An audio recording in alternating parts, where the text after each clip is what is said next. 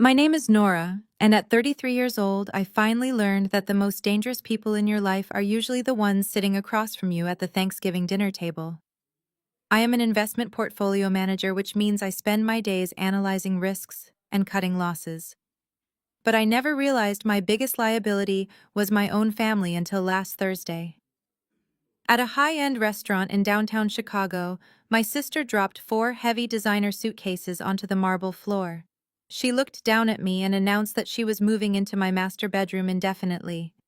I simply took a slow sip of my ice water, looked her dead in the eye, and told her that was going to be a bit awkward since I had just sold the house last Friday. Before I continue this story, let me know where you are watching from in the comments below. Hit like and subscribe if you have ever had to cut off toxic family members to protect your peace. Trust me, you will want to hear exactly how this dinner ended. Growing up in our affluent Chicago suburb, I was the invisible child. Our large brick house with its perfectly trimmed hedges and expensive cars in the driveway was nothing but a stage for my parents to show off my younger sister Olivia. She was the golden child. At 30 years old, Olivia had never held a real job for more than 6 months, but my parents treated her like absolute royalty. My father Richard always made excuses for her bad behavior, while my mother Susan catered to her every financial whim. I was expected to be the quiet one, the responsible one, the one who simply worked hard and stayed out of the way. I built my career from the ground up, working 80-hour weeks to become a director at a top financial firm, while Olivia spent her days shopping and complaining about how incredibly hard her life was.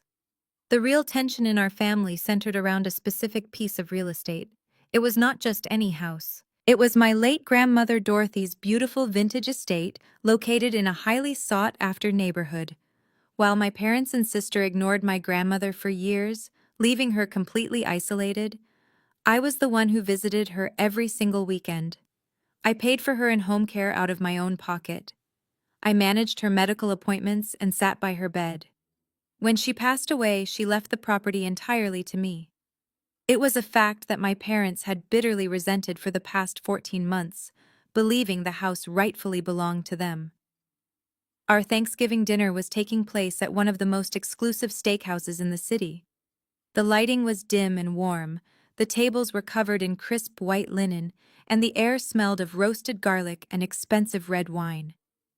My parents had insisted on this particular restaurant, but naturally they expected me to silently pick up the massive check at the end of the night. I was sitting there listening to my mother brag to the waiter about Olivia when the heavy wooden front doors swung open.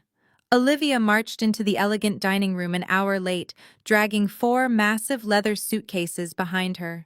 She did not even bother to apologize for keeping us waiting. The heavy wheels of her luggage scraped loudly against the polished marble floor, drawing annoyed glances from the other wealthy patrons trying to enjoy their holiday meals. She stopped right beside my chair, dropping the heavy bags with a loud, aggressive thud. She did not say hello to me. She did not say Happy Thanksgiving. Instead, she crossed her arms over her expensive cashmere sweater and looked down at me with an entitled, arrogant smirk. "Nora," she said loudly enough for the surrounding tables to hear. Mom and Dad promised I could live with you. My husband is being completely unreasonable and I need a place to stay. I will be taking the master bedroom since I have so many clothes, so you need to clear your things out and move to the guest room by tonight. My mother smiled warmly at Olivia as if this was the most reasonable request in the entire world. "Yes, Nora," my mother chimed in, waving her manicured hand dismissively. "Your sister is going through a very tough time right now. She needs the extra space, and you are rarely home anyway with your little finance job. You have to step up and support your family." I sat there listening to the soft clinking of silverware around the room. I felt no anger. I felt no sadness. For the first time in my life, I felt completely emotionally detached from the 3 people sitting around me. I reached for my crystal water glass, holding it carefully in my hand. The ice clinked gently against the sides. I took a long, slow sip, letting the cold water calm my heart rate. I set the glass back down on the white tablecloth, perfectly aligning it with my plate. That is going to be incredibly awkward, Olivia, I said, my voice low and steady. Because I sold the house last Friday to a private buyer. I handed over the keys this morning. For a split second, the entire restaurant seemed to go completely silent. Olivia stared at me, her mouth hanging slightly open, as her brain tried to process the words I had just spoken. Then her face turned a deep shade of crimson. She let out a piercing, high-pitched scream that echoed off the vaulted ceilings of the restaurant. Waiters froze in their tracks. Diners turned their heads in absolute shock. My father Richard turned purple with absolute fury. He stood up so fast his heavy wooden chair crashed backward onto the hardwood floor. He slammed both of his massive fists violently down onto the table. The force of the blow rattled the heavy plates and sent a crystal wine glass toppling over. The delicate glass shattered into dozens of jagged pieces, sending dark red wine spilling across the pristine white tablecloth like a pool of blood. The sharp crash of the shattering wine glass echoed through the dining room. Conversations at nearby tables abruptly stopped. Waiters froze with trays balanced on their shoulders. My father did not care that half of Chicago's elite were watching him throw a temper tantrum. He pointed a thick, trembling finger directly at my face. "Are you completely out of your mind?" he roared, his voice booming over the soft jazz music playing in the background. That was Dorothy's house. That was a family legacy. You had absolutely no right to put it on the open market. You stole from this family. You stole from your own blood. I looked at the dark red wine dripping off the edge of the table, staining the expensive floral carpet. "Grandma left the deed entirely in my name," I replied, keeping my tone perfectly level. "It was my property to sell. And as I recall, you and Mom did not visit your precious family legacy once during the last 5 years she was alive. I was the one paying for her and home nurses. I was the one fixing the leaking roof. I was the one holding her hand while she forgot her own name. You two only remembered she existed when the lawyer read the will." "Do not speak to your father that way," my mother hissed. She leaned across the wide table, knocking over a silver salt shaker. Her hand shot out and clamped down hard on my forearm. Her perfectly manicured acrylic nails dug painfully into my skin through the thin fabric of my silk blouse. "You are going to fix this right now. You are going to call the buyer tomorrow morning and cancel the sale." "Real estate contracts do not work like returning a designer sweater to a department store," I said. "The papers are signed. The money has cleared. It is done."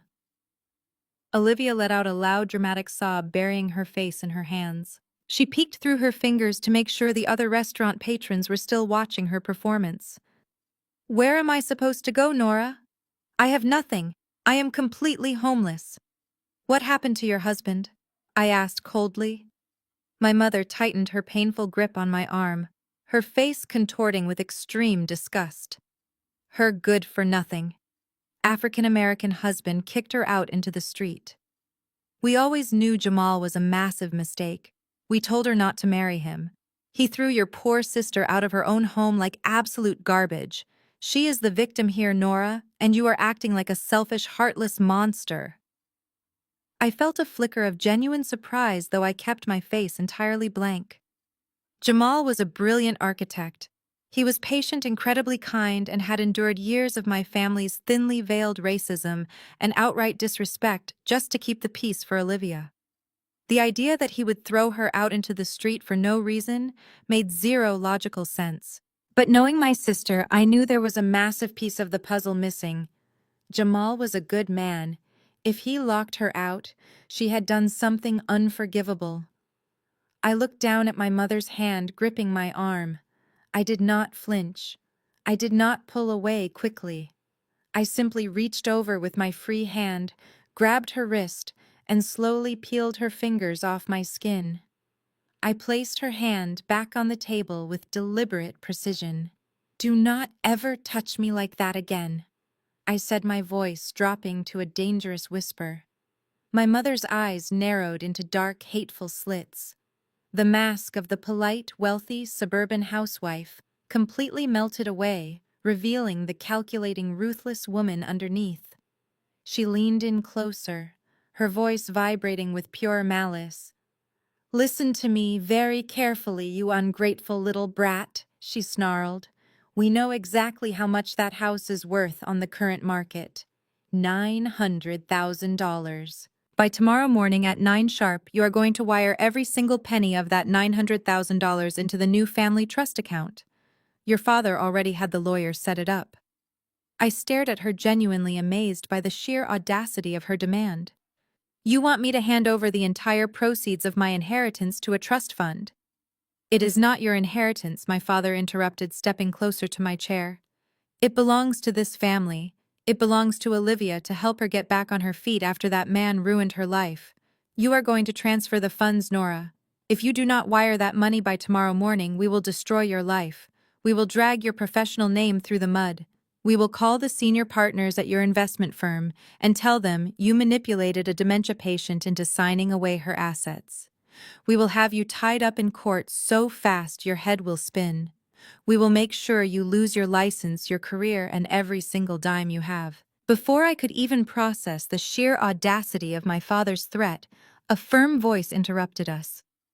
The restaurant manager had appeared beside our table, flanked by two large security guards dressed in dark suits. He was incredibly polite, but his rigid posture and low tone left absolutely no room for negotiation. He quietly informed us that our shouting was severely disrupting the holiday experience for the other guests and asked us to leave the premises immediately. Olivia immediately tried to argue. She pointed at her 4 massive designer suitcases cluttering the aisle and began loudly claiming that she was the victim of a family emergency. The manager did not flinch. He simply gestured toward the front entrance with an open palm. The humiliation of being escorted out of a 5-star establishment on Thanksgiving did not seem to register with my parents at all. As we did the walk of shame past dozens of staring diners, my mother and father were completely silent, but their eyes never left me. Their minds were entirely focused on my bank account. The bitter November wind hit us like a wall of ice the second we stepped out onto the paved parking lot. I pulled my wool coat tightly around my shoulders and walked briskly toward my sedan, eager to put as much distance between myself and their toxic delusion as possible. I pressed the button on my key fob and reached for the driver's side door handle. Before my fingers could even touch the metal, my father lunged forward. He used his large, heavy frame to physically block the car door, pressing his back against the window. I stepped back quickly, my heart pounding aggressively against my ribs, but I forced my face to remain entirely blank. "Move out of my way," I said, keeping my voice dangerously quiet. "You are not going anywhere," my father replied, crossing his thick arms over his chest. "Not until you make this right. I know massive bank transfers take time to process and clear, so here is what we are going to do tonight. You are going to open your banking app on your phone right now. You will transfer a $50,000 good faith deposit directly into Olivia's checking account. She needs money for a luxury hotel tonight and for her immediate living expenses. You will wire the remaining $850,000 tomorrow morning when the banks open." I stared at him, genuinely stunned by the absolute insanity of his demand. He was trying to extort me in a dark parking lot for money that my grandmother explicitly left to me. "I am not giving her 50 cents, I said firmly, let alone $50,000. My mother stepped up beside him, the cold wind whipping her hair around her flushed face. "Do it right now, Nora. Do not make us ruin your life. You owe your sister this money. She is suffering. I owe her absolutely nothing," I shot back. I reached into my coat pocket and pulled out my cell phone, holding it up so the bright screen illuminated their angry faces. "You have exactly 3 seconds to step away from my vehicle. If you do not move, I am dialing 911 and telling the dispatcher that 2 people are physically restraining me and attempting to extort me in a dark parking lot." 1, 2. My father hesitated. As arrogant as he was, he absolutely despised public scandals. The thought of being handcuffed in the back of a police cruiser was too much for his fragile suburban ego to handle. He slowly took a step away from my car, muttering vile curses under his breath. I reached for my door handle again, ready to finally escape. But before I could pull the door open, the aggressive screech of tires echoed violently across the concrete lot. Bright LED headlights cut through the darkness, temporarily blinding all of us. A sleek black Tesla swung sharply into the empty parking space directly next to mine. The tires burned rubber as the car stopped mere inches from Olivia's ridiculous pile of designer luggage. The driver's side door opened with a sharp mechanical click. Jamal stepped out into the freezing night air. He was dressed impeccably in a tailored charcoal suit, his physical presence commanding immediate attention and respect. As a highly successful architect, he carried himself with an effortless, quiet confidence that always intimidated my father. My parents immediately stiffened their faces, twisting with a toxic mixture of hatred and defensive panic. Olivia let out a sharp gasp, taking a quick step backward and suddenly looking incredibly small. Jamal did not look angry. He looked completely and utterly exhausted, yet fiercely determined. He closed his car door and walked deliberately toward the center of our group. Tucked tightly under his right arm, he carried a very thick manila folder stuffed to the brim with official-looking documents. He stopped a few feet away, his dark eyes sweeping over my parents in disgust, before settling completely cold and hard on my sister. The silence in the dark parking lot was absolutely deafening, broken only by the low, steady hum of Jamal's electric vehicle and the harsh whistling of the Chicago winter wind. My father was the first to recover from the initial shock of the interruption. His face, already flushed red from his previous screaming match with me, darkened to a dangerous shade of maroon. He puffed out his chest and marched forward. "What in the hell are you doing here?" my father barked, stepping directly into Jamal's path to physically block his movement. "Have you not done enough damage for one single night? You throw my daughter out onto the cold street like a stray dog, and now you have the nerve to stalk us to a restaurant." My mother was immediately at my father's side, her voice dripping with the kind of polished, polite venom she had spent decades perfecting at her wealthy country club luncheons. "We always knew you would do something exactly like this," she sneered, looking Jamal up and down as if his expensive custom suit was made of cheap rags. "You people are all exactly the same. You come from nothing, you claw your way into a respectable family, and the second things require actual effort, you run away from your responsibilities. I told Olivia that marrying a man from your specific background would end in absolute disaster. You never belonged in our world." The blatant racism in her words hung heavily in the freezing air. It was not a new tactic for them. For years they had thrown these subtle and sometimes not so subtle microaggressions at Jamal. They deeply resented his success. They hated the fact that a black man who grew up with nothing on the South Side had built a multi-million-dollar commercial architecture firm, while their precious golden child could not even balance a basic checking account without asking for help. They constantly tried to diminish his achievements to make Olivia look better by comparison. But Jamal did not take the bait. He did not raise his voice. He did not clench his fists or defend his honor against their pathetic, thinly veiled insults. He simply looked at my parents with a mixture of profound pity and absolute boredom. Without saying a single word to my screaming mother, Jamal smoothly sidestepped my father's aggressive physical stance. He walked right past them, as if they were nothing more than empty statues closing the distance across the concrete until he was standing directly by my side. "Are you all right, Nora?" he asked, his deep voice calm and entirely focused on me. His eyes quickly scanned my face, and then glanced down at my heavy wool coat, looking for any signs of a physical struggle. "I saw Richard blocking your car door from the street. Did he put his hands on you?"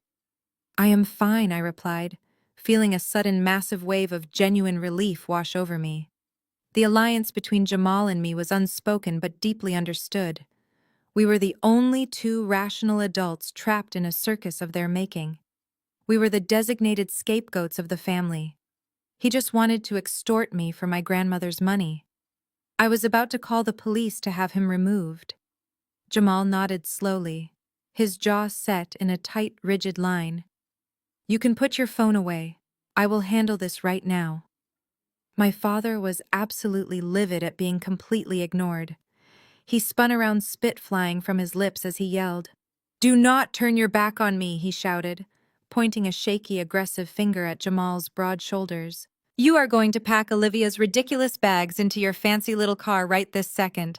You are going to take your wife back to her home, and you are going to beg for her forgiveness on your hands and knees. If you think you can just discard my daughter and walk away with half of her marital assets, you have another thing coming. I will hire the most ruthless divorce attorneys in the state. I will personally see to it that they strip you of everything you have ever built. My mother nodded vigorously, wrapping a fiercely protective arm around Olivia, who was now hiding behind our parents like a frightened child. Olivia is a fragile, sensitive girl. My mother cried out, playing the victim card flawlessly for the empty parking lot. She needs a stable environment. You are an absolute monster for putting her through this kind of severe emotional abuse right before the holidays. Jamal finally turned around. He did not look at my parents at all. His dark, intense gaze cut straight through their defensive wall and locked entirely onto Olivia. My sister physically shrank under his stare. Her earlier arrogance, the bold, entitled confidence she had when she was demanding the keys to my master bedroom, had completely evaporated. She looked utterly terrified. Jamal slowly lifted his right arm and pulled the thick manila folder out from under his elbow. He held it up in the harsh glare of the parking lot streetlights. The thick stack of papers inside looked heavy, official, and ominous. "Did you tell them?" Jamal asked, his voice cutting through the freezing wind like a sharpened steel blade. Olivia shook her head frantically, her eyes darting nervously between the thick folder and our parents. "Please, Jamal," she whispered, her voice cracking with genuine panic. "Do not do this here, not in front of them. Please just give me another chance to fix it." Jamal did not show a single ounce of mercy. He took one slow, deliberate step toward her. "Did you tell them why the bank changed the locks this morning, Olivia?" he asked, his tone perfectly steady, dropping the absolute heaviest anchor into the deep sea of her lies. "Or should I read the foreclosure notice out loud?" Olivia pressed her back against the cold metal of my car door, shaking her head frantically. Tears ruined her expensive mascara, leaving dark streaks down her face. "Please, Jamal," she sobbed loudly. "You promised we could handle this privately. Do not do this right now." My father snatched the heavy manila folder right out of Jamal's hands. He ripped it open, pulling out the thick stack of legal documents stamped with the bold red seal of our local bank. "What in the world is this?" my father demanded, squinting at the paperwork in the dim parking lot light. "Foreclosure. That is impossible. You run a highly successful architecture firm. You make millions. How could your house possibly be foreclosed on?" Jamal buttoned his suit jacket, his face completely devoid of any sympathy. "Because I did not take out the loan, Richard. Your daughter did. 6 months ago, while I was out of state overseeing a major commercial build, Olivia paid off a shady notary she met online. She deliberately forged my signature on a second mortgage application. She borrowed $300,000 against the equity of our marital home without my knowledge." My mother gasped loudly, her hand flying to her mouth. But she did not gasp because her daughter had committed a severe federal crime. She gasped because of the amount of money involved, and she blew through every single penny of it in less than 90 days. Jamal continued, his voice echoing sharply across the concrete. "That is a complete lie," my father yelled, though his hands were trembling as he read the undeniable proof right there on the bank letterhead. "No one can spend $300,000 in 3 months. What did she even buy?" Jamal laughed, but it was a cold, hollow sound. He pointed a steady finger directly at the pile of 4 massive designer suitcases sitting on the pavement. "She is wearing it.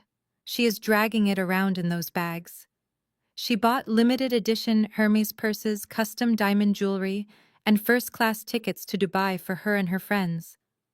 And when she realized the money was running low, she panicked. She dumped the remaining $150,000 into a luxury wellness pyramid scheme she found on social media, completely convinced she was going to double her investment. The company was investigated for fraud and shut down by the authorities last month. The money is entirely gone." I stood there in absolute stunned silence. I always knew my sister was incredibly irresponsible and painfully entitled, but I never imagined she was capable of committing felony financial fraud. Because she intercepted the mail and deleted the digital bank alerts, I had absolutely no idea the loan even existed, Jamal explained, his eyes burning with a quiet, intense fury. I did not find out until this morning when the county sheriff showed up at our front door with a court order to change the locks. She defaulted on every single payment. The bank seized the property. I lost my home today because of your golden child. Olivia let out a loud, dramatic wail. It is not my fault, she cried, burying her face into her hands. I was so incredibly lonely. You were always working on your massive building projects. I needed an outlet. I needed to feel like I had my own money and my own success. I was going to pay it back once the wellness company took off. You are my husband. You are supposed to protect me. Jamal shook his head slowly. I am your victim, Olivia. And as of tomorrow morning, my lawyers are officially filing for divorce.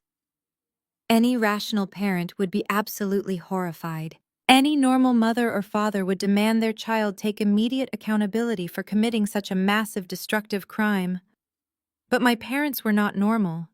Instead of scolding her, instead of expressing any sympathy for the man whose life she had just severely disrupted, my mother stepped forward and wrapped both of her arms tightly around Olivia. She stroked my sister's hair, shushing her gently, as if she were a toddler who had simply dropped an ice cream cone on the sidewalk.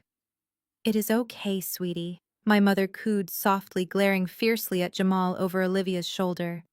You made a tiny mistake because you were under extreme emotional distress. A real man would have paid closer attention to his wife's needs. He practically forced you to seek out other avenues of fulfillment. My jaw nearly dropped. The level of delusional enabling was absolutely staggering. Then my mother's eyes slowly shifted away from Jamal. Her gaze drifted across the dark parking lot and locked directly onto me. The sudden realization hit her features like a lightning bolt. Her eyes widened and a slow, chilling smile crept across her face. She patted Olivia's back gently. Do not cry anymore, Olivia. Everything is going to be perfectly fine. My mother turned her deadly glare entirely to me, her voice dripping with absolute entitlement. Well, she said smoothly, it is a very good thing your sister just came into some money. You have $900,000 sitting in your bank account right now. You will pay off Olivia's $300,000 debt tomorrow morning, Nora. It is the least you can do for your family. I stared at my mother, completely frozen for a long moment.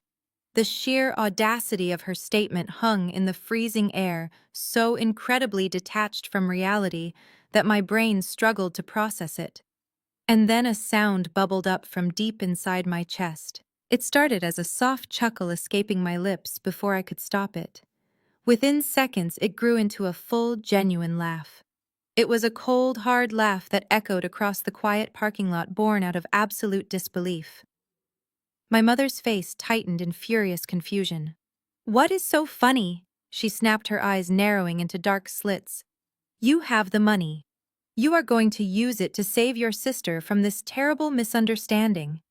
I stopped laughing and stepped closer to her, my voice dropping to a low, steady register.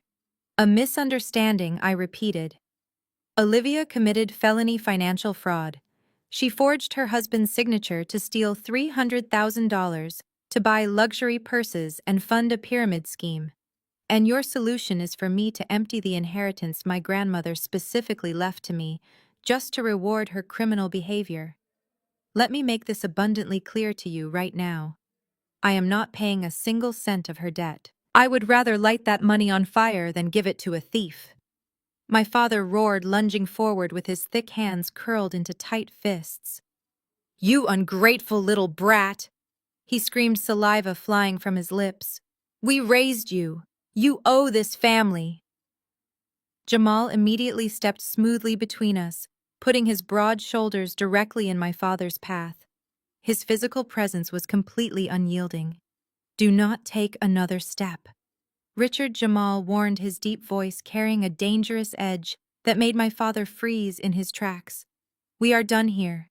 If you or your wife attempt to contact me again regarding this house or your daughter's criminal debts, my lawyers will file a restraining order, and I highly suggest you focus on finding Olivia a good criminal defense attorney instead of harassing Nora in a dark parking lot. Jamal turned slightly, keeping a protective eye on my parents, and nodded toward my car.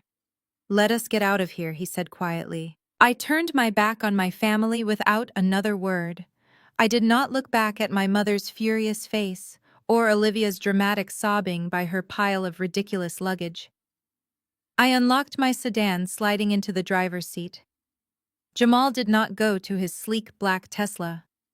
Instead, he walked around to the passenger side of my car, opened the heavy door, and slid into the seat beside me.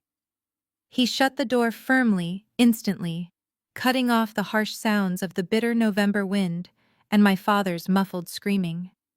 I started the engine, blasting the heater to chase away the deep chill that had settled into my bones. For a long moment, neither of us said a word. The heavy silence inside the car was a stark contrast to the absolute chaos we had just walked away from. Jamal leaned his head back against the leather headrest and let out a long, exhausted sigh. He rubbed his temples slowly, the severe stress of the evening finally catching up to him. "I am sorry you had to deal with that, Nora," he said softly, his dark eyes meeting mine in the dim glow of the dashboard lights. "But you need to understand something right now. They are not going to stop. This is not over." I looked at him, feeling a sudden massive surge of understanding. We were sitting in the quiet warmth of my car, two people who had just realized we shared the exact same miserable role in this toxic family. We were the designated scapegoats. For years, I had been the family's emotional punching bag and backup bank account, while Jamal had been their financial safety net and constant target of their thinly veiled racism. We were only valuable to them as long as we were quietly serving their precious golden child. "Olivia is terrified," Jamal continued, his voice perfectly serious. "She knows that what she did carries severe federal penalties. She is looking at potential prison time if she does not figure out a way to pay back that stolen equity to the bank. Your parents are backed into a desperate corner, and they view your $900,000 as their only way out. They will do absolutely anything to protect her, even if it means destroying you in the process. You need to be prepared for war." I gripped the leather steering wheel tightly, staring out at the dark street. Let them try, Jamal. The sale of the house was completely legal. My grandmother's will was ironclad. They have absolutely zero legal ground to stand on, and their threats are entirely empty. I am an investment portfolio manager.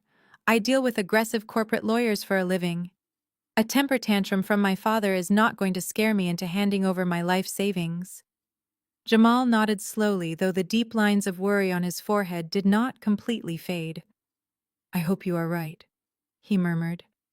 At that exact moment, the bright screen of my cell phone suddenly lit up in the center console cup holder.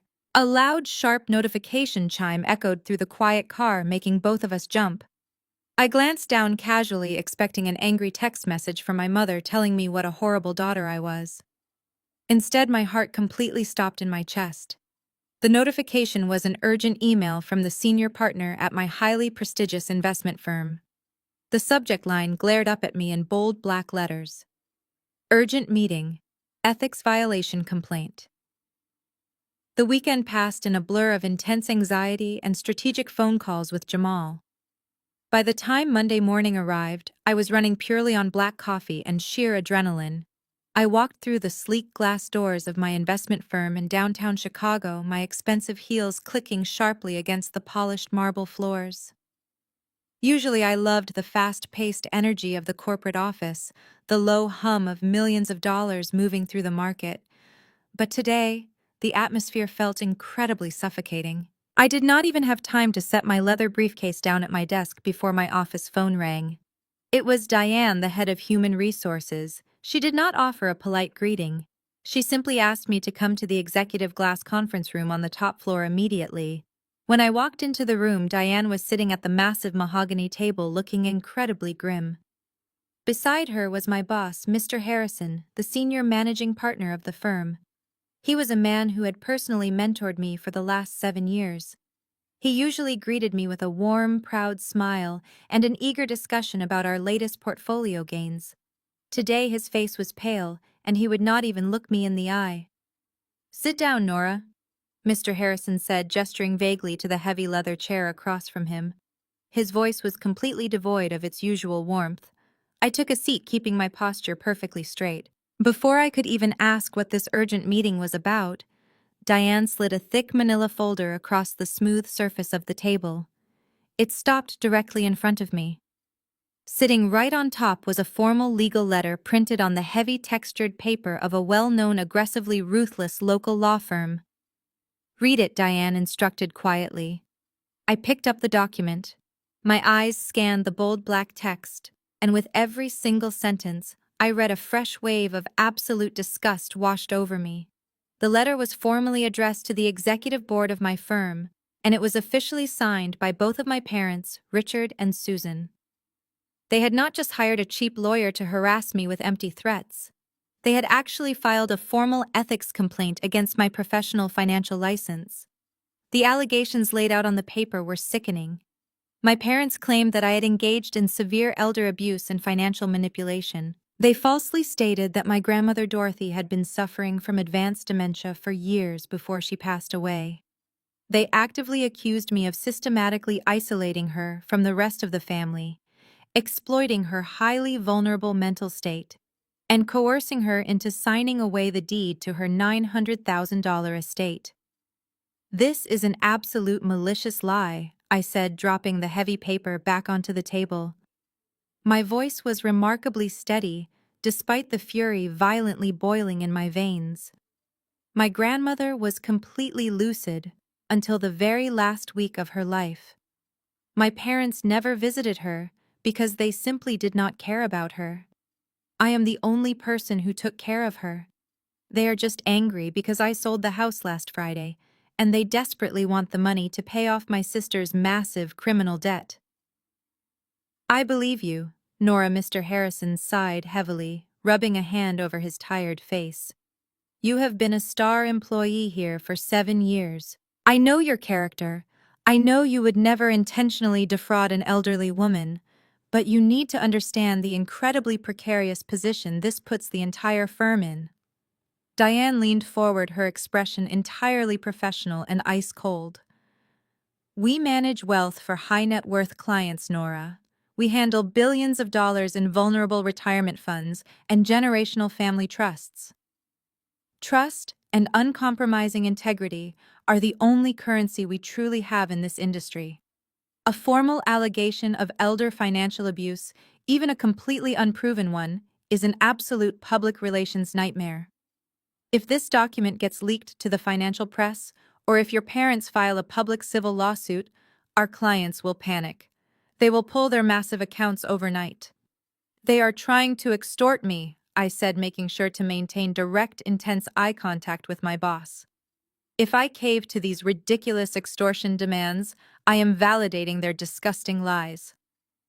"I understand that, Mr. Harrison said gently, though his eyes remained hard and unyielding. "But the firm simply cannot afford to be dragged into a messy public legal battle regarding elder fraud. We cannot risk the optics. Your parents made it very clear in that letter that they intend to go straight to the state licensing board and the local media if their financial demands are not met immediately." He paused, taking a slow, deliberate breath before delivering the final, crushing blow. "I am giving you until this Friday to settle this dispute quietly with your family," Mr. Harrison said, his tone leaving absolutely zero room for argument. "Give them what they want, pay them off, do whatever it takes to make this official complaint disappear from my desk. If you do not have a signed legal withdrawal of these allegations by Friday afternoon, I will have no choice but to place you on unpaid administrative leave and officially suspend your trading license." I walked out of the executive conference room with my heart hammering violently against my ribs. 7 years.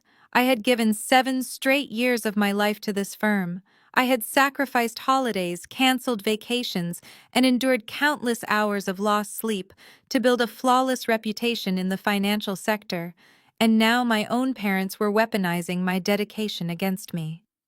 I marched straight down the long carpeted hallway to my private office, ignoring the curious glances from my junior analysts. I walked inside, shut the heavy oak door, and locked it. The solid mechanical click of the deadbolt sliding into place gave me a momentary sense of control, but it was not nearly enough to stop my hands from shaking. I walked over to my desk, picked up my cell phone, and dialed my mother's number. I did not care that I was playing right into her hands by calling so quickly. I needed to confront this massive betrayal immediately. She answered on the second ring. Her voice was sickeningly bright, dripping with the fake suburban cheerfulness she always used when she felt entirely in control of a situation. "Hello, Nora," she chimed through the speaker. "I assumed we would be hearing from you today. Have you spoken to your boss yet?"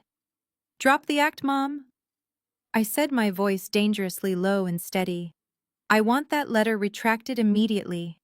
I want you to call Human Resources right now and tell them the allegations were a complete fabrication born out of a petty family dispute." My mother let out a soft, patronizing sigh. "Oh, Nora, you are being so incredibly dramatic. We are simply doing what is necessary to protect our family. If you had just done the right thing in the parking lot last week, we would not have been forced to contact your firm. You left us completely without options." I clenched my jaw so hard my teeth physically ached. "You are intentionally trying to destroy my career because I refuse to pay for Olivia's criminal behavior. We are asking for a fraction of what you owe us." My mother snapped, her polite facade instantly dissolving into bitter, aggressive anger. "We sacrificed absolutely everything to give you a good life. We put a roof over your head in a pristine neighborhood. We fed you, clothed you, and gave you the foundation you needed to become this big, successful investment manager. You owe this family, Nora. You owe your sister. It is about time you finally paid us back for everything we gave you." I felt a dark, hot rage explode in my chest. "You sacrificed nothing for me." I fired back, my voice vibrating with absolute fury. "Do not dare stand there and pretend you funded my success. Let us talk about what actually happened when it was time for me to build my future. Let us talk about my college savings account." The line went completely silent for a brief second, but I did not stop. From the time I was 15 years old, I worked every single weekend at the local grocery store. I put every dime I earned into a joint savings account because you and Dad promised you would match my contributions for my university tuition. But the week before my freshman semester started, I went to the bank to get a cashier's check, and the account was completely empty. You and Dad drained $40,000 of my hard-earned money. And what did you do with it? You bought Olivia a brand new luxury convertible for her high school graduation. You literally stole my future to buy her a shiny toy to show off to her friends. "That is ancient history," my mother said dismissively, completely unfazed by the painful truth. "Olivia needed a safe, reliable vehicle to get around town. You were always so resourceful, we knew you would figure something out." I figured it out by working 3 grueling jobs. I yelled, my professional corporate composure finally cracking. I worked the closing shift at a greasy diner until 2 in the morning. I tutored underclassmen at dawn. I did freelance data entry on the weekends until my eyes bled. I survived on cheap instant noodles and 4 hours of sleep for 4 straight years to fund my own finance degree. I built my career entirely by myself with zero financial help from you. I owe you absolutely nothing. My independence is mine, and you will never take it away from me. "You are so incredibly selfish," my mother sneered. "This is not about the past, Nora. This is about right now. Olivia is going to go to federal prison if she does not pay back that bank. Your father and I are not going to sit by and let you hoard nearly $1 million while your sister loses her freedom. You will wire the money by Friday, or your boss will suspend your license and your career will be permanently over." I forced myself to take a deep breath, reining in my anger. "Your threat is completely hollow," I said coldly. "Mr. Harrison needs actual proof. A vague, angry letter from estranged parents is not enough to revoke my professional license.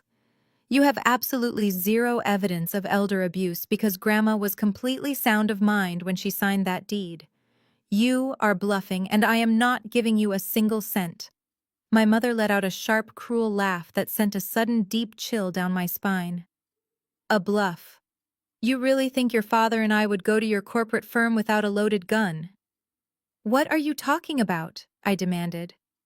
We did not just send a letter to your boss. Nora? She sneered, her voice dripping with pure malicious triumph. We sent a copy of the official medical certificate signed by Dr. Evans. We have legal medical documentation proving your grandmother was legally insane and suffering from severe dementia months before she gave you that house. See you in court, sweetheart. The phone call ended, leaving a heavy, toxic silence in my private office. I did not throw my phone across the room, though the urge to shatter it against the wall was incredibly strong. Instead, I forced myself to take a slow, deep breath. I grabbed my wool coat, walked right past my confused assistant without saying a word, and took the private elevator down to the street level. I needed an ally. I dialed Jamal's number while aggressively hailing a cab in the freezing Chicago wind. We agreed to meet at a small independent coffee shop on the industrial edge of the city, far away from the polished financial district and the prying eyes of my corporate colleagues. When I arrived, the bell above the door chimed softly. The shop was mostly empty, smelling strongly of roasted espresso beans and damp wood. Jamal was already sitting in a dark back corner booth nursing a black coffee. He looked incredibly sharp in his charcoal suit, but the exhaustion around his eyes betrayed the intense stress of the last few days. I slid into the worn leather seat across from him. I did not bother with pleasantries. I told him absolutely everything. I explained the formal ethics complaint sitting on my boss's desk, the immediate threat to suspend my trading license, and the chilling final detail my mother had dropped like a bomb over the phone. A medical certificate declaring my grandmother legally incompetent, signed by none other than Dr. Evans. Jamal slowly set his coffee cup down on the scratched wooden table. His dark eyes narrowed in intense concentration. He leaned forward, keeping his voice incredibly low, so the barista wiping down the counter across the room could not hear us. Dr. Evans? Jamal repeated quietly.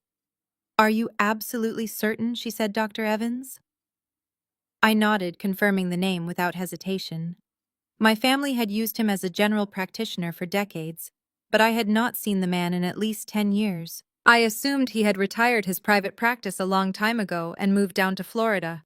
Jamal shook his head, a grim, calculating smile forming on his lips. He did not retire, Nora. He lost his practice. A few years ago, when I was designing a new commercial plaza for your father's wealthy country club friends, I ended up at a private dinner with Richard. Your father had drank a few too many expensive Scotch glasses and started bragging about his massive hidden influence in the community. He specifically mentioned Dr. Evans. According to your father, Evans had developed a severe underground gambling addiction. He was drowning in massive debt and was about to lose his medical license because he was actively embezzling money from his own private clinic to pay off dangerous bookies. I felt the scattered pieces of the puzzle rapidly clicking together in my mind. So my father bailed him out. I concluded, my financial brain instantly seeing the transaction. He paid off the gambling debts to keep Evans out of federal prison, and in exchange my father practically owned the man. Exactly, Jamal confirmed softly. Richard holds the leash. And now that your parents are backed into a desperate corner, needing your $900,000 to save Olivia from a federal fraud conviction, Richard pulled on that leash. He forced Evans to draft a fraudulent, backdated medical certificate to completely invalidate your grandmother's will. I crossed my arms, my mind racing through complex banking regulations and corporate audit trails. If my father bribed him or paid off his massive underground debts, there has to be a substantial paper trail. Men like my father do not hand over large sums of untraceable cash. They use offshore accounts, shell companies, or heavily masked trust funds. I know my father's personal financial habits better than he does. I used to do his complicated taxes before I cut ties with him. If I can pinpoint the exact month Evans lost his clinic, I can track the sudden movement of capital in my father's investment portfolio. I can logically prove the medical certificate is a bought and paid for lie. We sat there in the dim corner of the coffee shop, two family outcasts combining our specific areas of expertise to dismantle the exact people who had tried to destroy us. I knew the complex money trail, and Jamal knew the dark personal secrets my parents tried to bury. But even with a strong financial theory, we needed hard, undeniable evidence. We needed something that would not just clear my professional name with my firm, but completely obliterate my parents' legal standing in a courtroom. Jamal reached into the inner breast pocket of his tailored suit jacket. He looked around the quiet coffee shop one more time to ensure absolutely no one was paying attention to us. He pulled out his hand and placed it flat on the wooden table between us. When he pulled his hand back, a small silver flash drive sat gleaming under the dim overhead lights. I looked from the small metallic device up to his face. "What is that?" I asked, my heart suddenly beating a little faster in my chest. Jamal slid the flash drive across the table until it rested directly in front of me. "I found this in Olivia's old laptop before the bank took the house," he said quietly. "You are going to want to see what is on it." I picked up the small silver flash drive. The cold metal felt like a heavy anchor in the palm of my hand. Jamal did not tell me exactly what files were stored inside, but the fiercely determined look in his dark eyes told me it was the exact ammunition we needed.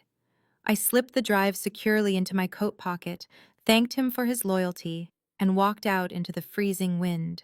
We had a solid strategy in place, but before I could even begin to execute our counterattack, my parents decided to escalate their aggressive campaign to a completely new level of public humiliation. The very next afternoon, I was hosting a highly sensitive client lunch at an upscale French bistro in the heart of the financial district. I was sitting across from the founders of a rapidly growing tech startup aggressively pitching to secure their lucrative portfolio management contract for my firm. Given the intense looming pressure from my boss and the pending ethics complaint waiting to destroy my career, landing this massive multi-million-dollar account was absolutely critical. I needed to prove my unwavering value to the executive board. The lunch was going flawlessly. We were laughing over expensive sparkling water and discussing long-term yield strategies. The clients were visibly impressed by my market projections. I was just about to hand over the finalized contract for their signatures when a man in a rumpled gray suit aggressively pushed his way past the hostess stand at the front entrance. He did not look like he belonged in the elegant, hushed dining room. He scanned the pristine tables quickly before his eyes locked directly onto me. He marched straight over to our private booth, his heavy boots thudding loudly against the hardwood floor, completely ignoring the shocked expressions of my wealthy clients. "Are you Nora?" he asked loudly, his rough voice cutting right through the quiet, sophisticated atmosphere of the restaurant. Before I could even confirm my identity, he slammed a thick stack of heavy legal documents right next to my crystal water glass. "You have been formally served," he announced, turning on his heel and walking out the front door just as quickly as he had appeared. The entire restaurant turned to stare at our table. My clients looked incredibly uncomfortable, exchanging nervous, horrified glances. I forced a perfectly polite, apologetic smile, neatly picking up the heavy stack of court papers and placing them inside my leather briefcase, as if it were nothing more than a misplaced dessert menu. I apologized for the rude interruption and smoothly tried to steer the conversation back to their tech company, but the professional damage was already done. The clients politely excused themselves 10 minutes later, abruptly cutting the crucial meeting short and promising to call my office next week. I knew with absolute certainty that they never would. I sat alone at the table, the bitter taste of lost opportunity in my mouth, and pulled the thick legal packet back out. The official county court seal glared up at me aggressively. My parents had made good on their desperate threats, but they had gone even further than a basic civil lawsuit. They had filed an extreme emergency injunction. The documents explicitly stated that Richard and Susan were officially suing me for massive financial fraud, seeking to completely invalidate the sale of my grandmother's estate. But the absolute worst part was the financial hold they had successfully requested. They had petitioned a judge for a temporary emergency freeze on all of my personal bank accounts, maliciously claiming I was a severe flight risk who might attempt to hide the $900,000 in untraceable offshore funds before the court could properly intervene. Any normal person would have panicked. Having your entire life savings abruptly frozen by a judge while simultaneously facing a career-ending corporate ethics complaint is more than enough to completely break anyone. But as I sat there reading their desperate aggressive legal maneuvering, I felt an overwhelming sense of absolute cold clarity. They were swinging wildly because they were running out of time to save Olivia from a federal fraud conviction. I calmly took out my cell phone and dialed the direct number of my personal attorney, a remarkably sharp, ruthless litigator who specialized in high-stakes financial warfare. She answered immediately, having already received the electronic notification from the court clerk. Nora, her crisp, professional voice came through the speaker. I see the emergency injunction filing from your parents. I can draft an immediate countermotion to block the asset freeze. We can easily tie them up in procedural hearings for weeks to keep your money accessible. I looked down at my leather briefcase, knowing the small silver flash drive Jamal gave me was resting safely inside alongside the court papers. I took a slow, deliberate sip of my water, a genuine cold smile forming on my face. No, I replied smoothly, my voice completely devoid of panic. Do not block the injunction. Let them freeze the accounts. I want them to think they are winning. I walked back to my office that afternoon feeling an unexpected sense of profound calm. My bank accounts were frozen, my career was hanging by a delicate thread, and my own parents were trying to destroy me in a court of law. Yet I had never felt more in control. The trap was perfectly set, and my family was blindly sprinting right into it. By the time I returned to my quiet apartment that evening, the silent war my parents had waged suddenly went entirely public. I was standing in my kitchen pouring a glass of water when my cell phone began to vibrate violently against the marble countertop. It was not just one call or a single text message. The device buzzed continuously, lighting up with a massive barrage of rapid notifications. I picked it up and frowned. My inbox was completely flooded with messages from extended family members I had not spoken to in years. Aunt Carol sent a long, aggressive paragraph calling me an absolute disgrace to the family name. Cousin David texted me to say he was thoroughly disgusted that he shared the same blood as a greedy, heartless monster. My phone rang with an incoming call from my great-uncle, followed immediately by 2 more furious messages from distant relatives. I did not answer any of them. Instead, I opened my social media app to find the exact source of the sudden outrage. It did not take long to locate. Olivia had posted a highly produced, heavily manipulated video to her thousands of followers. I tapped the screen and watched my sister execute the greatest acting performance of her entire life.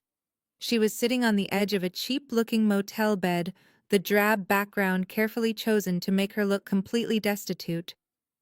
Her signature perfectly styled blonde hair was intentionally messy, pulled back into a sloppy bun. She was wearing a faded, oversized sweater that swallowed her small frame, completely omitting the thousands of dollars worth of custom diamond jewelry and designer luggage she had stolen from the bank. She stared directly into the camera, her bright blue eyes swimming with perfectly timed tears.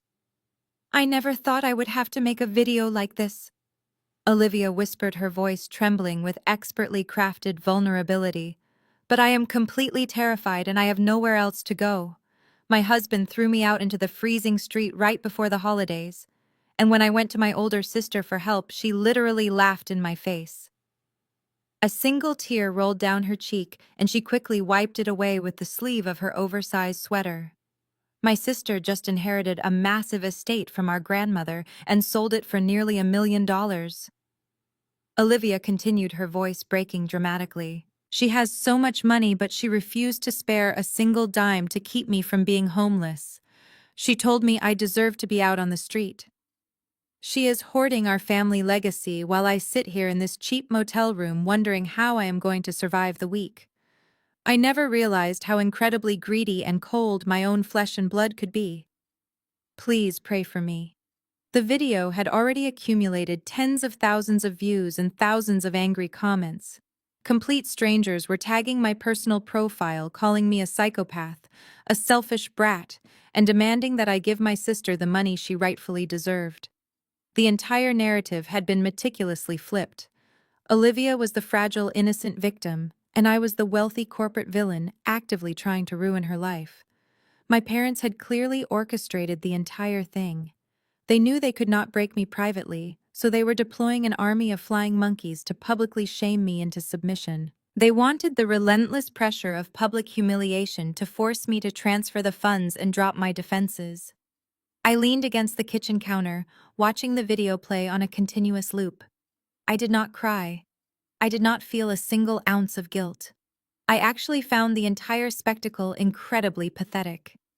I thought about the small silver flash drive sitting securely in my leather briefcase. I knew exactly what kind of undeniable evidence Jamal had given me. I had the absolute truth locked away, just waiting for the perfect moment to completely obliterate her carefully constructed web of lies. Arguing with fools on the internet only drags you down to their level. I had absolutely no desire to defend myself in the comment section against people who blindly believed a thief. I was going to let her enjoy the spotlight for a few more days. I was going to let her feel the intoxicating rush of public sympathy and total victory. The higher her pedestal was right now, the harder the inevitable fall was going to be. I tapped the comment icon beneath her tearful video. I ignored the massive wall of hatred directed at me and opened my keyboard. I did not write a long paragraph defending my character. I did not mention the $300,000 she had stolen, or the bank foreclosure, or the impending divorce. I simply typed out a single sentence for her and all of her devoted followers to see. See you at the mediation on Wednesday. Wear something nice. I hit send, locked my screen, and turned my phone completely off. Wednesday morning arrived with a bitter chill that seemed to seep through the towering glass windows of the downtown legal district.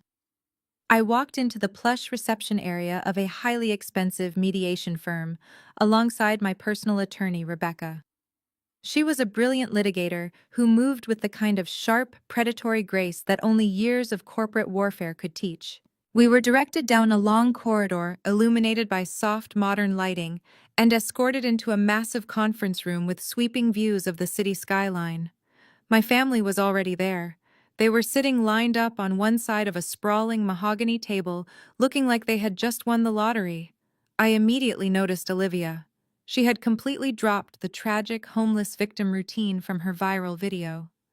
Instead of an oversized faded sweater and a messy bun, she was wearing a brand new tailored Chanel suit and a fresh professional blowout. Her heavy diamond engagement ring sparkled aggressively under the recessed ceiling lights. She looked directly at me and offered a sickeningly sweet smile filled with absolute arrogant triumph. I found it incredibly amusing that she felt confident enough to wear thousands of dollars worth of designer clothing to a meeting where she was effectively begging for money to pay off a massive stolen debt. It proved exactly what Jamal had said. She was not a victim of circumstance. She was a calculated thief who simply did not want to face the consequences of her own horrific actions. My father, Richard, sat tall and puffed out his chest, wearing his best custom golf club blazer. My mother, Susan, sat beside him with her hands neatly folded, radiating an aura of absolute supreme confidence. They had successfully frozen my bank accounts, severely jeopardized my corporate career, and rallied the entire extended family against me. They genuinely believed I was walking into this room completely broken and ready to surrender. Sitting at the head of their side of the table was their legal representation. His name was Mr. Caldwell. He was a slick-looking man with too much hair gel and an incredibly expensive watch that he made sure was always visible. He had the distinct sleazy aura of an attorney who specialized in intimidating people into quick cash settlements. He was exactly the kind of lawyer my father would hire, someone who prioritized aggressive theatrical intimidation over actual solid legal strategy. I glanced over at Rebecca. She sat perfectly still beside me, her expression entirely unreadable. She had reviewed all of their legal filings over the weekend and knew exactly how weak their actual foundation was, but she played her part flawlessly, letting them believe they held all the absolute power in the room. Rebecca and I took our seats on the opposite side of the heavy wooden table. We did not offer any polite greetings. We did not ask how their Thanksgiving weekend had ended. We simply opened our leather briefcases and waited. Let us skip the pleasantries and get straight to the bottom line. Mr. Caldwell began leaning forward and resting his elbows aggressively on the table. He spoke with a smooth, practiced cadence clearly used to railroading nervous defendants. My clients are incredibly generous people. They do not want to see their own flesh and blood endure the absolute nightmare of a highly publicized criminal trial. We are willing to make this entire messy situation completely disappear today. We will formally withdraw the ethics complaint currently sitting on your boss's desk. We will drop the civil lawsuit. We will allow you to walk away with your professional reputation entirely intact. All we require is your immediate signature authorizing the unfreezing of your bank accounts and the direct transfer of the $900,000 property sale proceeds into a designated family trust. I kept my face completely blank. And what exactly am I avoiding by signing away my entire inheritance? I asked, my voice calm and perfectly measured.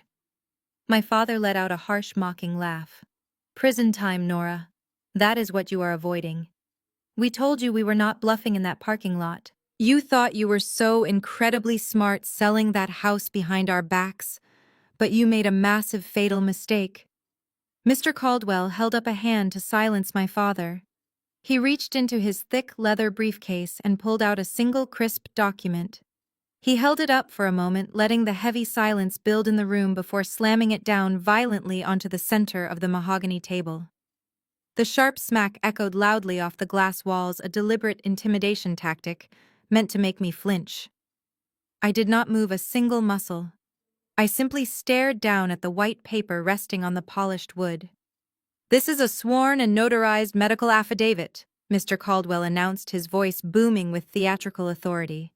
It was signed and legally filed by Dr. Evans, your grandmother, Dorothy's primary care physician. In this legally binding document, Dr. Evans formally testifies under oath that your grandmother was suffering from severe advanced Alzheimer's disease for a full 2 years before her death.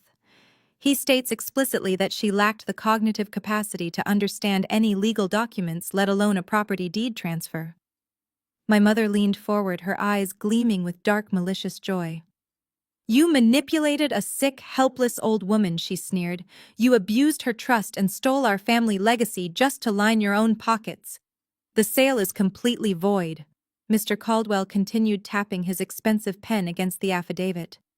"If we take this to a judge, the transfer will be immediately reversed. Furthermore, because you intentionally executed this fraudulent transfer for massive financial gain, you will be formally charged with felony elder abuse and grand larceny. Your career in finance will be permanently destroyed, and you will serve a very lengthy prison sentence. Hand over the money right now or go to jail for fraud." The threat of federal prison hung heavily in the quiet conference room. Mr. Caldwell leaned back in his expensive leather chair, tenting his fingers together as he waited for me to completely fall apart. My mother let out a soft, satisfied sigh and adjusted her posture, looking at me with the absolute supreme confidence of a predator that had just cornered its prey. My father was practically vibrating with vindicated energy, his face flushed with the thrill of total victory. Even Olivia stopped admiring her shiny diamond engagement ring to look across the table, a sickeningly sweet smile of anticipation plastered across her heavily made-up face. They all genuinely expected me to burst into tears, beg for their forgiveness, and immediately sign over my entire life savings to save my career and my freedom.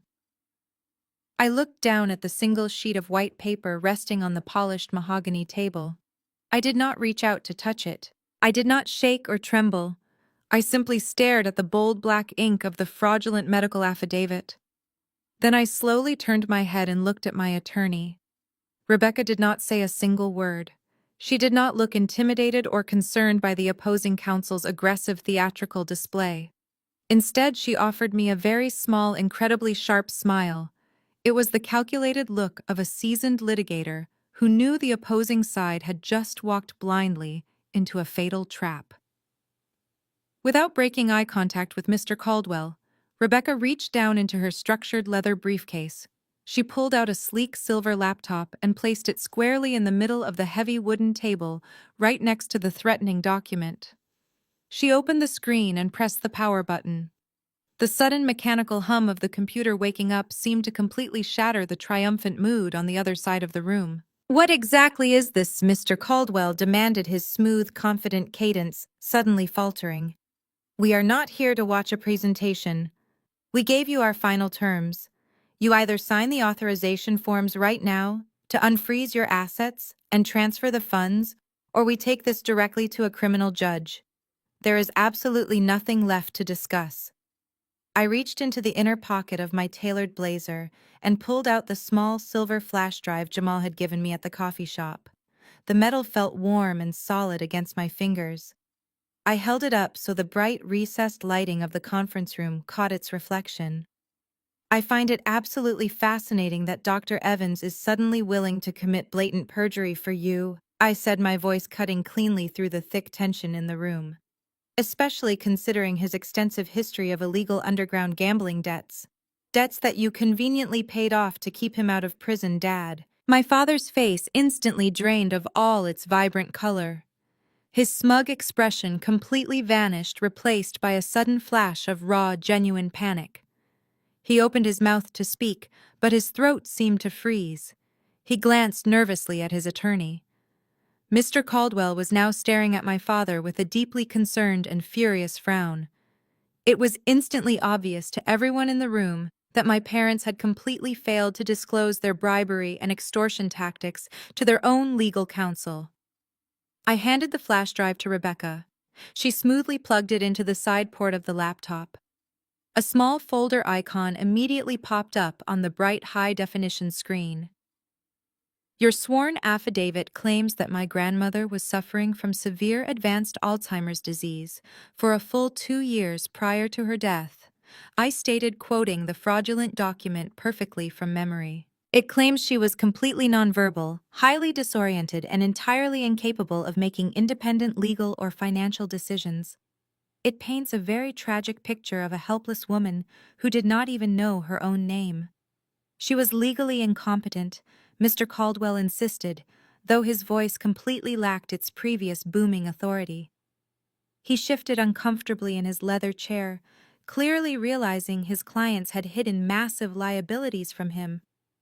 "We have the signed medical documentation to prove her mental decline." "That is incredibly interesting," I replied, maintaining unbroken eye contact with my mother as the color slowly drained from her face as well.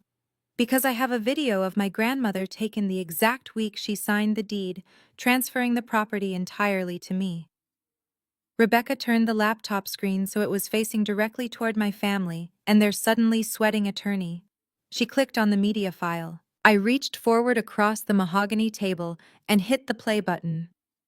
The screen went black for a split second before bursting into vivid, vibrant life. It was not a grainy, dark cell phone video or a confusing, blurry clip. It was a pristine 4K resolution video of my grandmother. The camera panned slightly across a sunlit room, revealing my grandmother Dorothy sitting in her favorite floral armchair. She was dressed impeccably in a crisp silk blouse and her signature pearl necklace. She did not look like a woman suffering from advanced cognitive decline. She looked like a sharp, highly observant matriarch holding court in her own castle. In front of her sat a beautifully carved wooden chessboard. She reached out with steady, deliberate fingers and moved her knight across the polished squares. "Checkmate," she announced, her voice incredibly strong and perfectly articulate. A male voice from behind the camera chuckled softly. "You beat me again, Dorothy. Are you ready to make your official statement?" My grandmother nodded. She turned her piercing gray eyes directly toward the camera lens. Her gaze was so intense it felt as though she was staring right through the laptop screen and directly into the souls of the people sitting across from me. "My name is Dorothy Ann Mitchell," she said with absolute crystal clarity. "Today is October 14th, exactly 1 week before I intend to legally sign the deed of my estate over to my eldest granddaughter, Nora. I am recording this video statement under the direct advisement of my personal estate attorney. I am of perfectly sound mind and body. I know exactly what I am doing, and I want it permanently documented exactly why I am completely disinheriting my son Richard and his wife Susan." The silence in the mediation room was so profound, you could hear the subtle hum of the air conditioning vent above us. My mother froze completely rigid in her leather chair. "Last month, my bank alerted me to a series of highly suspicious withdrawals from my private retirement accounts," my grandmother continued on the screen, her tone laced with heavy disappointment and cold anger. "Because my physical mobility had declined, I had previously given Richard limited access to help manage my medical bills. Instead of helping his mother, he used that access to steal from me.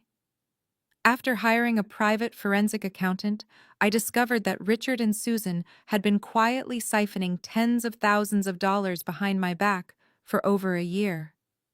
Olivia let out a sharp gasp, her hands flying to her mouth in genuine shock. "They did not steal my life savings to pay for life-saving medical care or to keep a roof over their heads," my grandmother said, her voice dripping with absolute disgust. "They embezzled my money to pay off exorbitant luxury credit card bills racked up by my youngest granddaughter, Olivia. They funded her designer lifestyle with the money I spent 50 years working for. Nora is the only person in this entire family who has ever treated me with genuine respect, dignity, and unconditional love. The house is hers.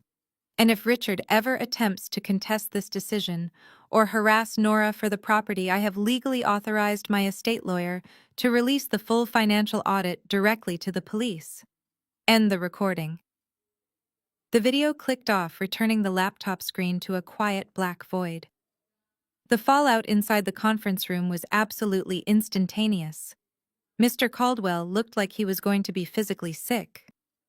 All the color had completely drained from his overly tanned face, leaving a sickly, grayish, pale hue. He stared at the blank screen, his breathing shallow and rapid. As a licensed officer of the court, he knew exactly what had just happened. He had just presented a forged medical affidavit in a formal legal setting based entirely on the deliberate lies of his clients. "You completely lied to me, Mr. Caldwell," hissed, his voice vibrating with absolute unbridled panic and rage. He turned his furious gaze toward my parents. "You brought me in here and forced me to present a perjured document. Do you have any idea what this means? This is a massive ethical violation. You could have me permanently disbarred for this stunt." He did not wait for an apology or an explanation. Mr. Caldwell aggressively snatched the fraudulent medical affidavit right off the mahogany table, crumpled it into his fist, and shoved it roughly into his expensive leather briefcase.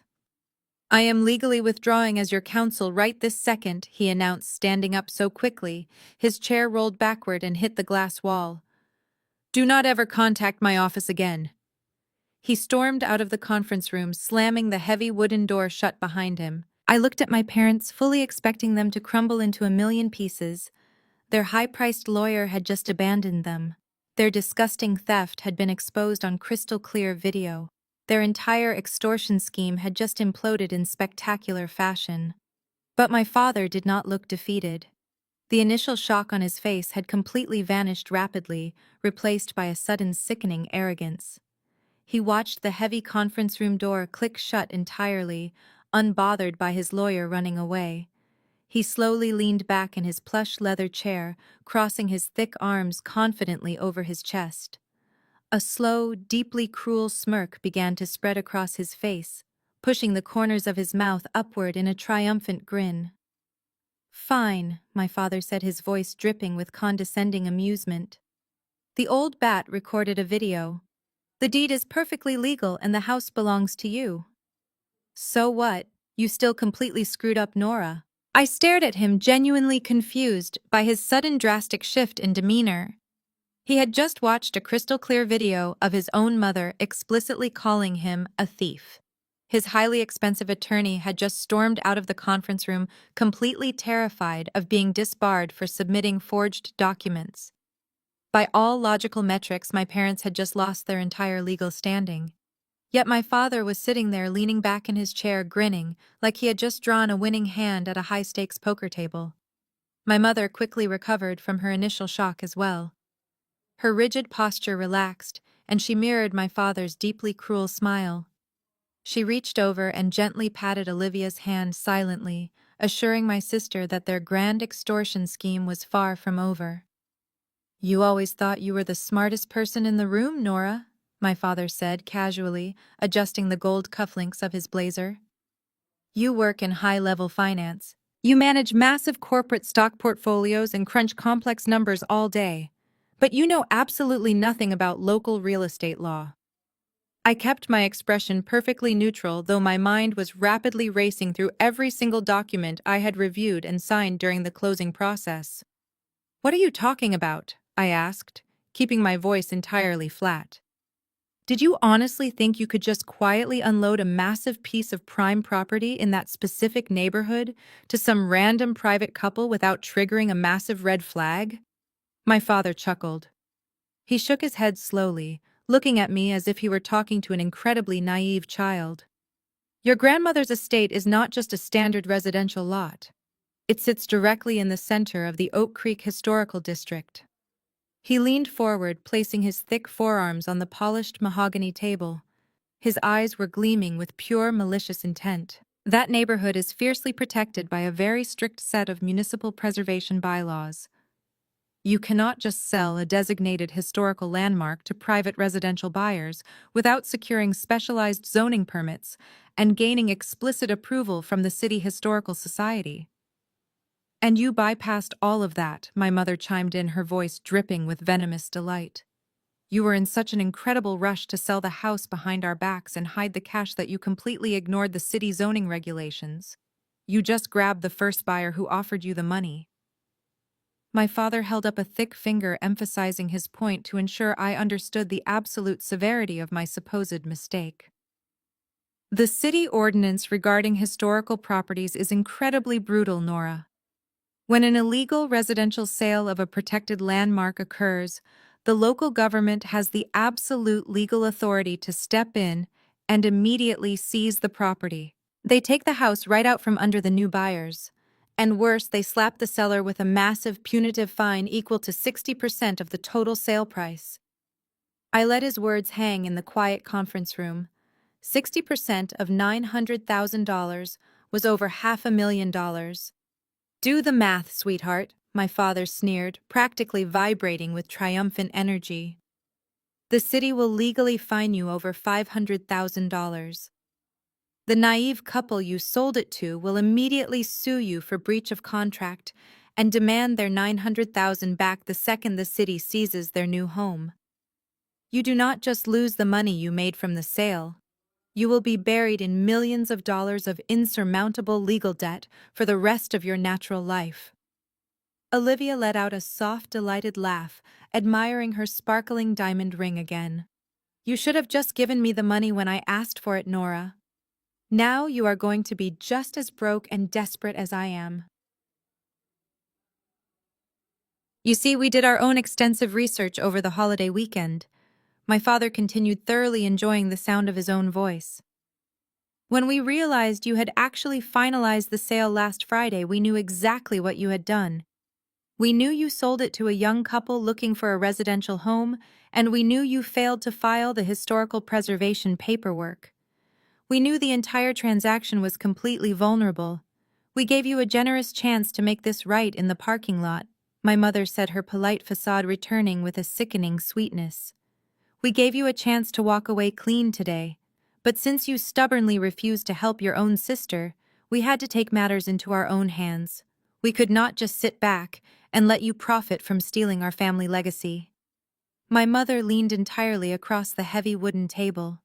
Her eyes were dark, calculating, and completely devoid of any maternal warmth. She looked at me not as her daughter, but as a defeated enemy she had finally crushed into the dirt.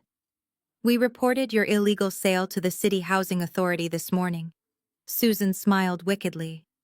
"They are already drafting the official seizure documents and the financial penalty notices. You are going to lose the money anyway. We made sure of it." The echo of my mother's malicious threat hung heavily in the air of the sprawling conference room. They sat there radiating absolute smugness, genuinely believing they had played the ultimate trump card. My father was practically glowing with toxic pride, convinced his brilliant understanding of local zoning laws had successfully trapped me in an inescapable financial nightmare. My mother was already looking at me with the supreme satisfaction of a victor standing over a conquered enemy. They expected me to panic. They expected me to drop to my knees, burst into tears, and beg them to call the city to retract their vindictive report. Instead, I felt a strange and incredibly powerful sensation bubbling up deep inside my chest. It started as a soft vibration in my throat, a quiet sound of pure disbelief.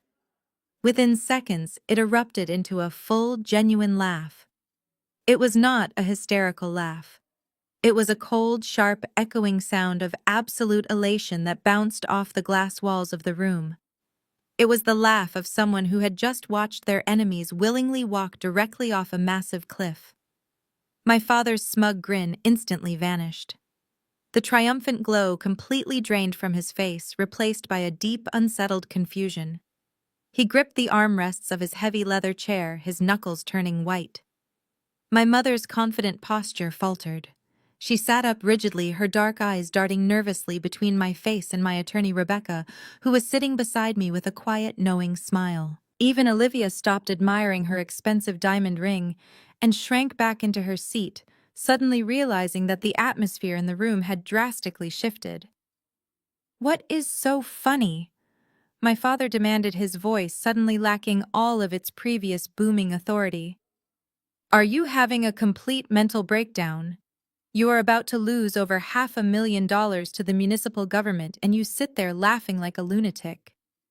I slowly caught my breath, letting the final remnants of my laughter fade into a wide, chilling smile. I looked directly into my father's confused eyes, feeling a rush of absolute power.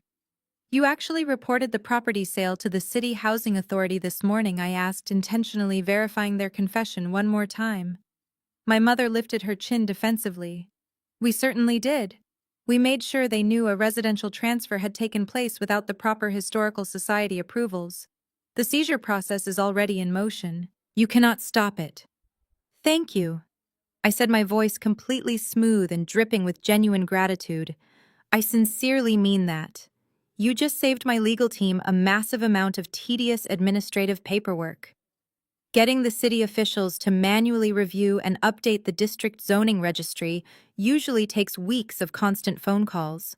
By reporting the sale as an urgent emergency, you effectively force them to fast-track the entire review process. You did me a massive favor today."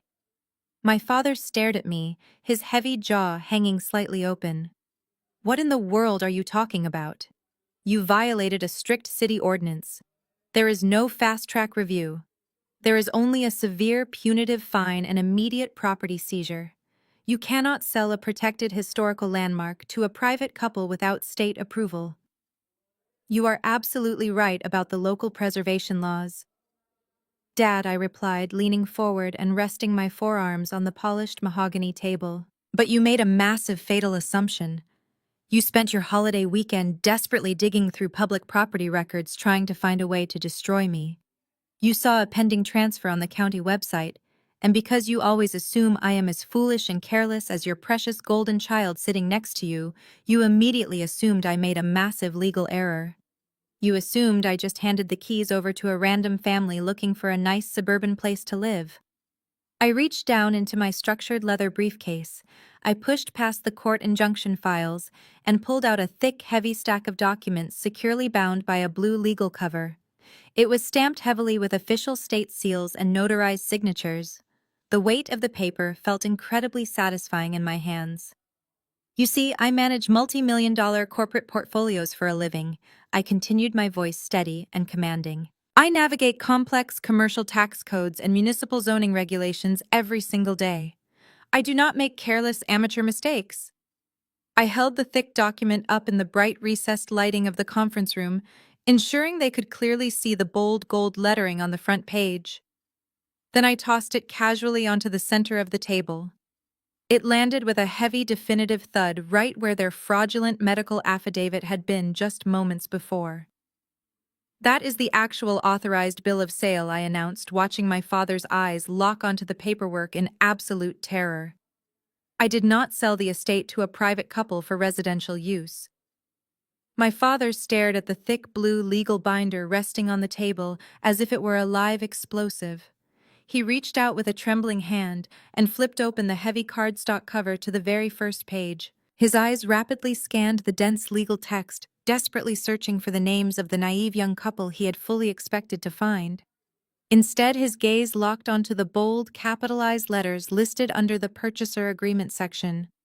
"Read it out loud," I instructed, leaning back in my chair with absolute composure. "Tell the room exactly who bought the estate." He swallowed hard, the muscles in his thick neck working nervously. "It says J. A Urban Development Limited Liability Company," he muttered, his voice barely above a hoarse whisper. "Exactly," I said, nodding slowly. "I did not sell the property to a family looking to remodel the kitchen and plant flowers in the front yard. I sold it to a highly established and fully licensed urban commercial development firm. And under Section 4 of the Oak Creek Historical District bylaws, commercial entities purchasing land for community development projects are entirely exempt from the residential transfer penalties you were so incredibly eager to trigger." My mother practically leaped out of her chair. "That is impossible," she shrieked, slamming her hands flat against the mahogany table. "The estate is strictly zoned for residential use. You cannot just magically sell a residential property to a commercial firm without a massive public hearing. The city council would never allow it." I smiled, a deep feeling of immense satisfaction washing over me. "You are absolutely correct, Mom. A sudden commercial sale would have definitely raised a massive red flag. That is why the rezoning process did not happen this month. It happened over a year ago." My parents exchanged a look of pure bewildered panic. "While you two were busy ignoring my grandmother and stealing from her retirement accounts to buy Olivia more designer shoes she was actively planning for the future," I explained smoothly. "She knew exactly how incredibly greedy and vindictive you both could be. She knew that the second she passed away, you would try to terrorize me for the property. So she asked for my help, and more importantly, she asked for Jamal's help." Olivia flinched at the sudden mention of her husband's name. "Jamal," she echoed weakly. "Yes, Jamal," I confirmed, fixing my cold gaze entirely on my sister. "Your husband. The brilliant architect this family constantly belittled and disrespected. The man you just casually threw under the bus to cover up your own massive financial crimes." My grandmother deeply respected Jamal. She trusted his professional expertise. Over a year ago, she formally authorized Jamal to act as the lead project manager to quietly rezone her entire estate. My father looked like he was going to have a massive heart attack right there in his expensive golf blazer. He rezoned the property. Richard choked out his face, turning an alarming shade of dark red. "He navigated the entire complex municipal bureaucracy flawlessly," I said proudly. "Because the estate sat perfectly on the exact border of the newly expanding downtown commercial district, Jamal was able to successfully petition the city council to legally change the property status from residential to commercial community use. He filed all the proper environmental surveys, handled the historical preservation waivers, and secured the final permits, months before my grandmother ever signed the final deed over to me. By the time I put the property on the market last week, it was already fully cleared for commercial development. The absolute silence that followed was completely deafening. The realization that they had been entirely outplayed, not just by me, but by the very man they had spent years looking down upon, completely broke them. Their massive extortion plot was entirely ruined. The city was not going to seize the house. There would be no $500,000 fine. But Olivia, ever the entitled and financially illiterate golden child, stubbornly crossed her arms over her new Chanel suit. So what? She snapped, her voice shrill and desperate. You sold it to a company instead of a couple. It does not change the fact that you have $900,000 sitting in a frozen bank account. You still have to give me the money to pay off my bank loan. We still have you completely trapped in civil court. I looked at my sister, feeling nothing but profound pity for her sheer ignorance. I shook my head slowly, reaching out to tap the heavy blue legal binder resting on the table. You really do not understand basic real estate economics, do you, Olivia? I said softly.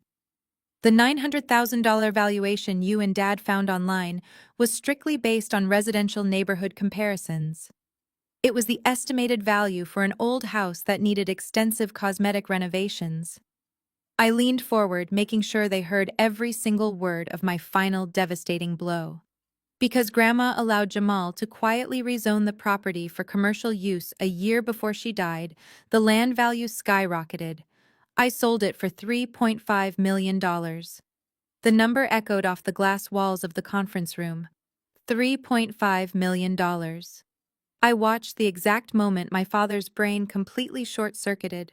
He had spent his entire adult life measuring his self-worth by the balance in his bank account, constantly looking down on anyone who made a dollar less than him. To hear that the daughter he openly despised had just legally secured a multi-million-dollar fortune was entirely too much for his fragile ego to process. He slumped back into his heavy leather chair, his face turning a sickly shade of gray. He was gasping for air, as if the oxygen had been completely sucked out of the room. My mother was equally paralyzed. Her mouth opened and closed several times, but absolutely no sound came out.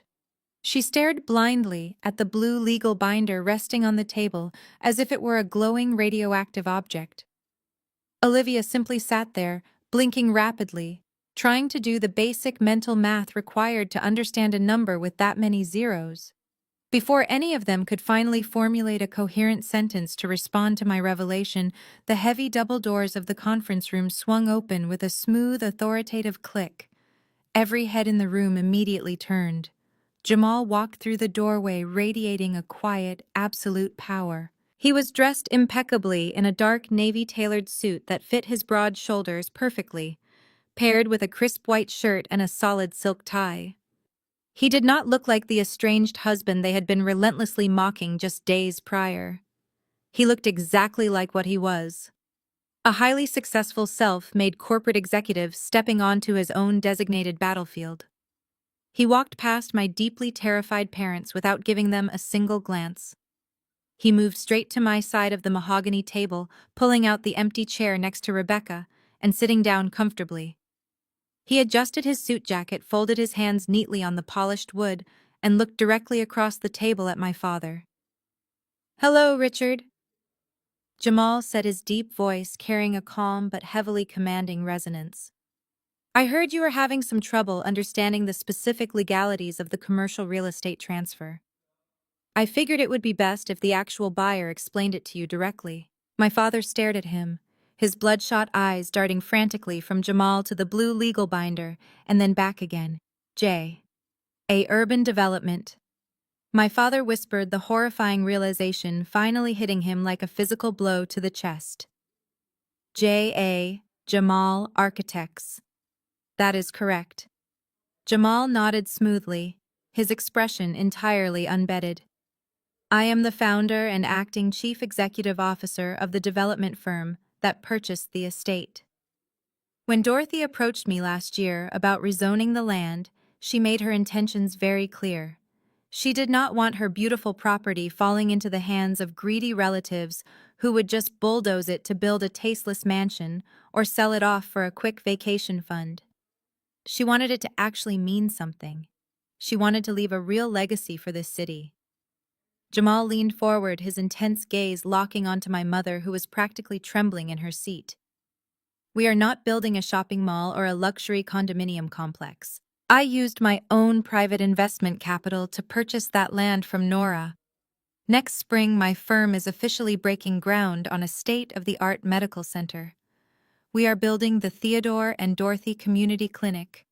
It will serve thousands of underinsured families in the greater metropolitan area. Dorothy's true legacy will be a foundation of healing and community support, funded entirely by the estate she entrusted to the only granddaughter who actually loved her. The sheer magnitude of Jamal's brilliant maneuver hung heavily in the room. He had not just outsmarted them, he had completely obliterated their twisted narrative of family loyalty. He and I had successfully secured our futures, honored my grandmother, and completely bypassed their pathetic extortion attempts using entirely legal and airtight corporate strategies. But as usual, Olivia completely missed the profound moral victory of the moment. Instead of feeling shame for her atrocious behavior or remorse for actively destroying her marriage, a dark, twisted light suddenly sparked in her bright blue eyes. Her brain finally caught up to the massive numbers flying around the room. She looked at Jamal, then at the blue binder, and then back to Jamal. She did the math in her head. 3.5 million divided by 2 was more than enough to pay off her massive bank fraud and keep her living in absolute luxury. The fear of going to federal prison temporarily vanished from her face, instantly replaced by a sickening, ravenous greed. She jumped up from her chair so fast it rocked backward violently on its wheels. She slammed her hands down onto the table, leaning aggressively toward Jamal. Her Chanel suit wrinkled as she pointed a manicured finger directly at his chest. "Wait a minute," Olivia practically screamed, her voice vibrating with wild, manic excitement. "You just admitted you used your own money to buy that land from Nora. We are still legally married. We have not signed any divorce papers yet. If my husband bought a $3.5 million piece of commercial property, that means half of that $3.5 million is marital property. I get half." Olivia stood there, her arm outstretched, pointing a trembling manicured finger directly at Jamal. Her chest heaved with wild, greedy anticipation. The absolute sheer audacity of her demand echoed in the quiet conference room. She had just been exposed for stealing hundreds of thousands of dollars, destroying her own home, and actively conspiring to extort me for my inheritance. Yet in her deeply delusional mind, she still believed she was entirely entitled to half of a massive, multi-million-dollar commercial real estate transaction, simply by virtue of being married. Jamal did not raise his voice. He did not look angry or intimidated by her sudden aggressive outburst. He simply looked at her as if she were a complete stranger, his dark eyes filled with a mixture of profound pity and absolute finality. "You think you are getting half of my corporate assets," Jamal repeated, his tone dangerously quiet. "After you secretly forged my name, stole $300,000 from the bank, and caused the local sheriff to lock me out of my own house, you actually believe the law is going to reward you with a multi-million-dollar payout." "We are still legally married," Olivia insisted loudly, her voice shrill and desperate. "What is yours is mine. The law is the law, Jamal. You cannot just hide that kind of money from your wife." Jamal let out a slow, exhausted sigh. He reached inside the inner breast pocket of his tailored navy suit jacket and pulled out a neatly folded legal document. He placed it flat on the mahogany table and smoothly slid it across the polished wood. It stopped directly in front of Olivia. "You are right about one thing," Olivia, Jamal said calmly. "The law is the law, and the law does not look kindly on spouses who commit massive financial felonies."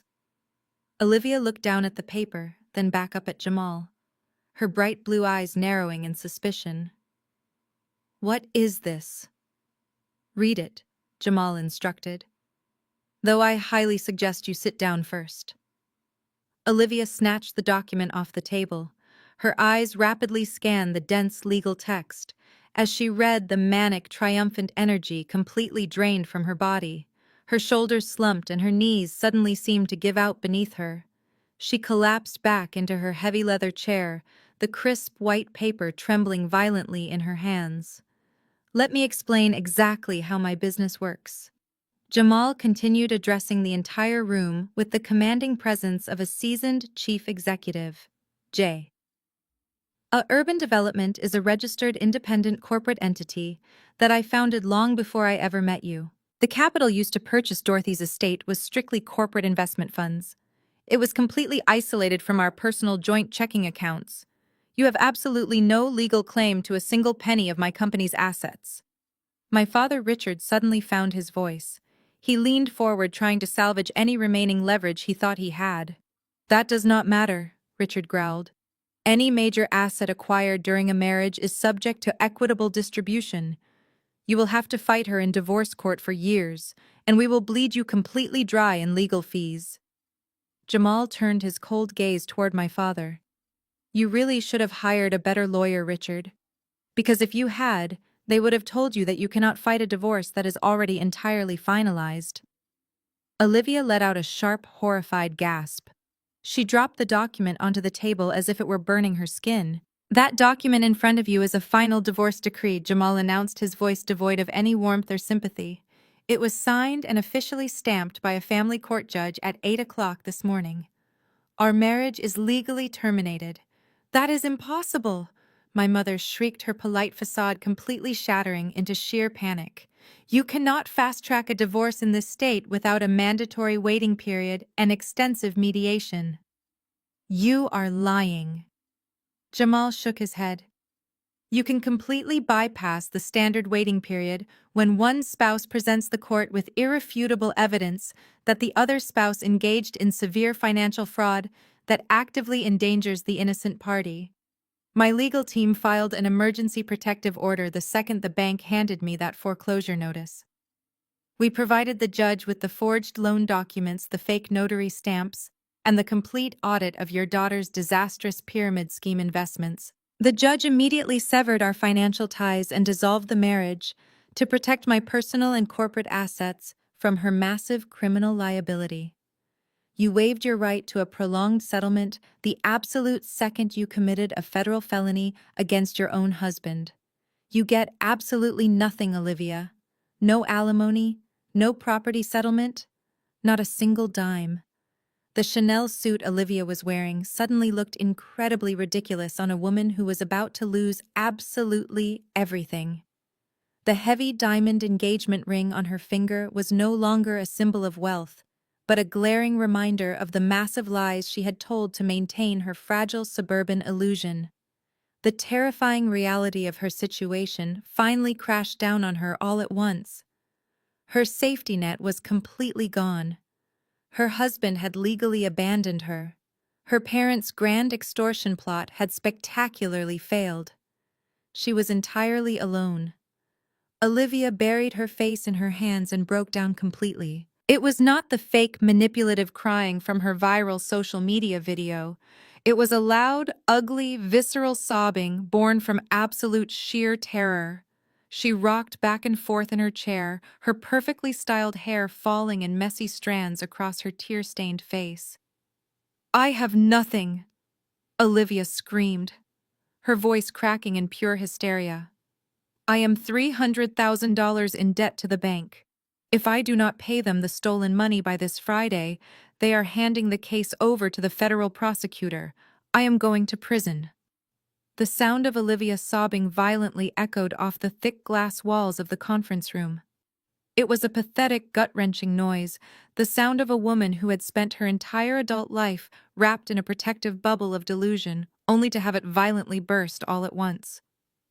She sat slumped in her chair, her hands clutching the edges of the heavy mahogany table, as if it were the only thing keeping her from falling completely into the abyss. My father finally moved.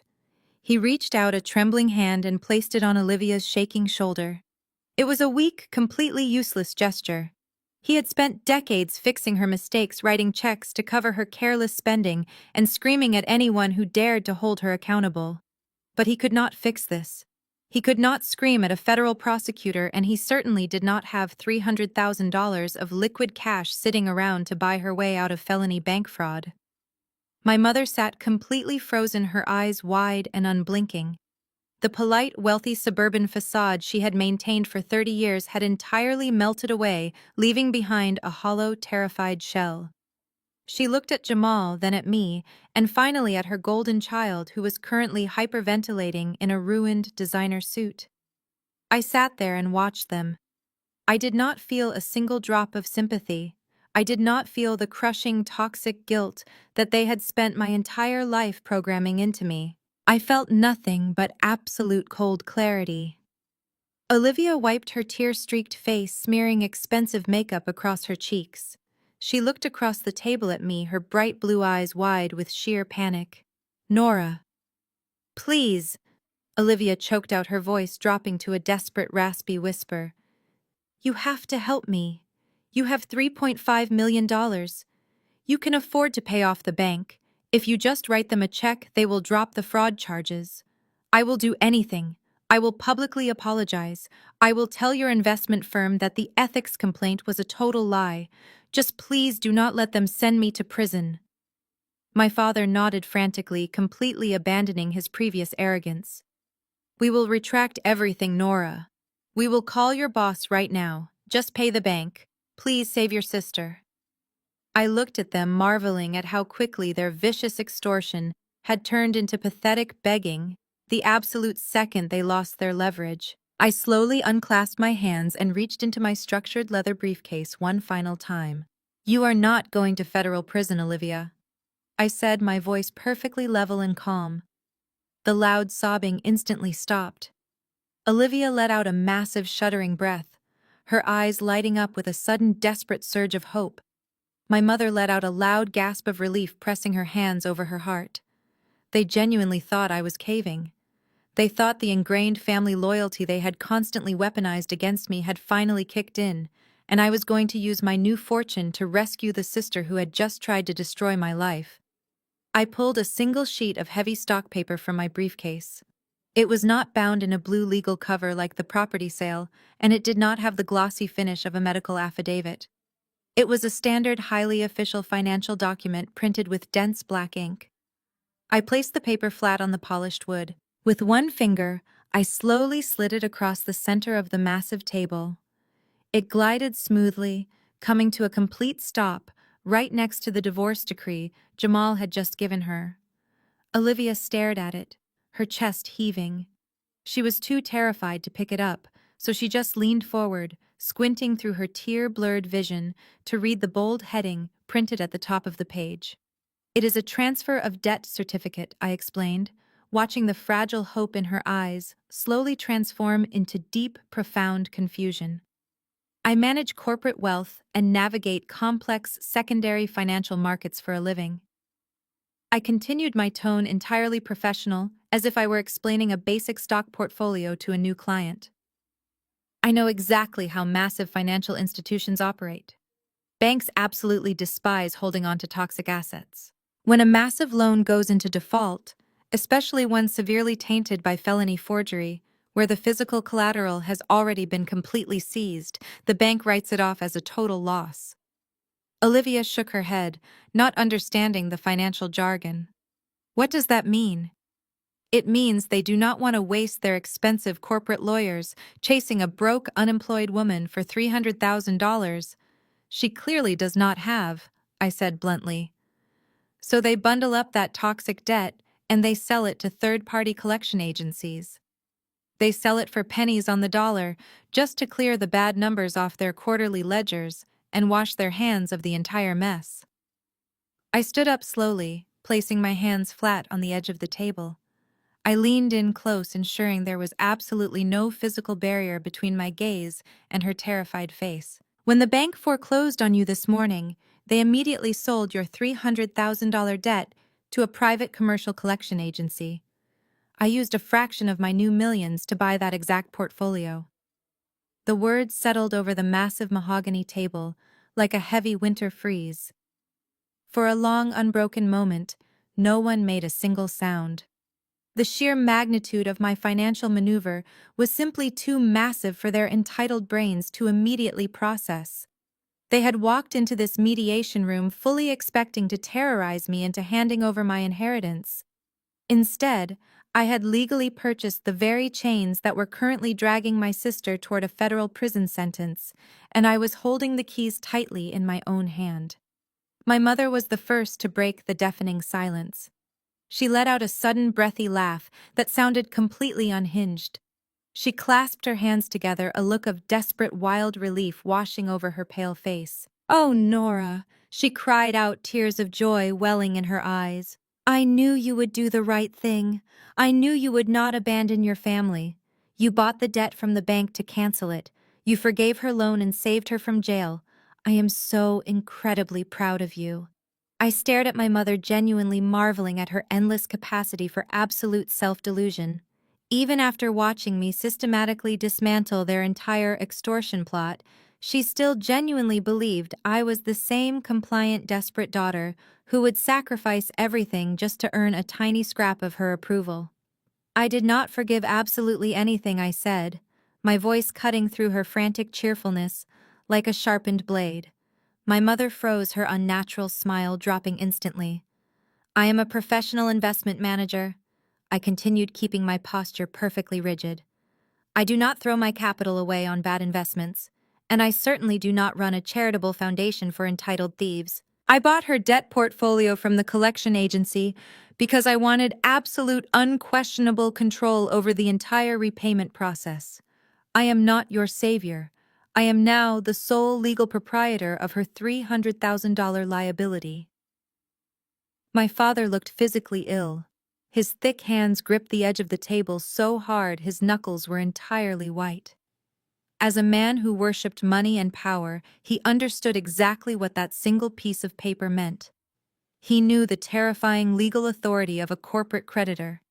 He knew that I now held the absolute power to dictate the terms of Olivia's entire existence. "You cannot do this," my father choked out, his voice completely hollow. "She is your own flesh and blood. You cannot hold this massive financial guillotine over her head. You have millions of dollars now. You do not need her money." "It is not about needing the money, Richard," I replied coldly, intentionally using his first name to sever whatever remaining illusion of a father-daughter bond we had left.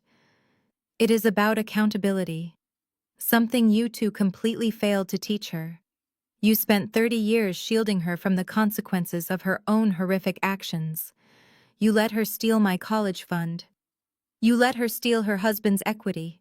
You actively conspired to help her steal my inheritance. The free ride ends right here, right now, in this exact room." Olivia looked down at the transfer certificate, her blue eyes wide with sheer, unadulterated terror. The reality finally pierced through her thick wall of arrogance. She was no longer dealing with a faceless corporate bank that might negotiate a quiet settlement.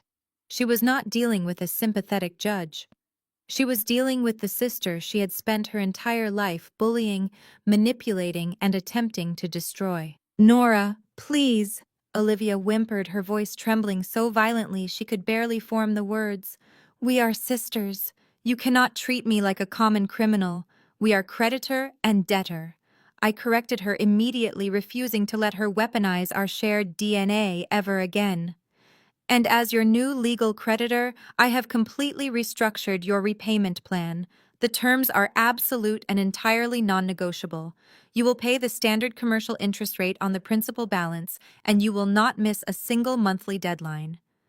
If you violate my terms, I will exercise my full legal right to immediately accelerate the loan and seize every single asset you possess to satisfy the debt." I leaned forward, placing both of my hands flat on the polished wood. I made sure there was absolutely no physical or emotional barrier between my cold gaze and her terrified, tear-stained face. I wanted her to feel the absolute crushing weight of her new reality. "If you do not start paying me $3,000 a month starting this Friday, I will legally repossess your BMW, your designer bags, and garnish your wages from whatever fast food job you are forced to take." The sheer reality of my ultimatum finally crushed whatever fragile defenses Olivia had left. She did not just cry, she physically collapsed. Her legs gave out completely, and she slid right off the edge of the expensive leather chair, crumbling onto the thick carpet of the conference room floor. She curled into a pathetic, trembling ball, her custom-tailored Chanel suit wrinkling horribly against the floorboards as she sobbed into her manicured hands. For her entire life, she had used her tears as a magical currency to buy her way out of every single consequence. She had cried to get out of doing chores, she had cried to get expensive cars, and she had cried to steal my college fund. But right now, in the harsh fluorescent lighting of this legal office, her tears were completely bankrupt. No one was coming to rescue her. My mother could not handle the agonizing sight of her golden child suffering. The delusion she had carefully maintained for decades was actively shattering. She whipped her head around to face my father, her eyes wide and frantic with absolute sheer panic.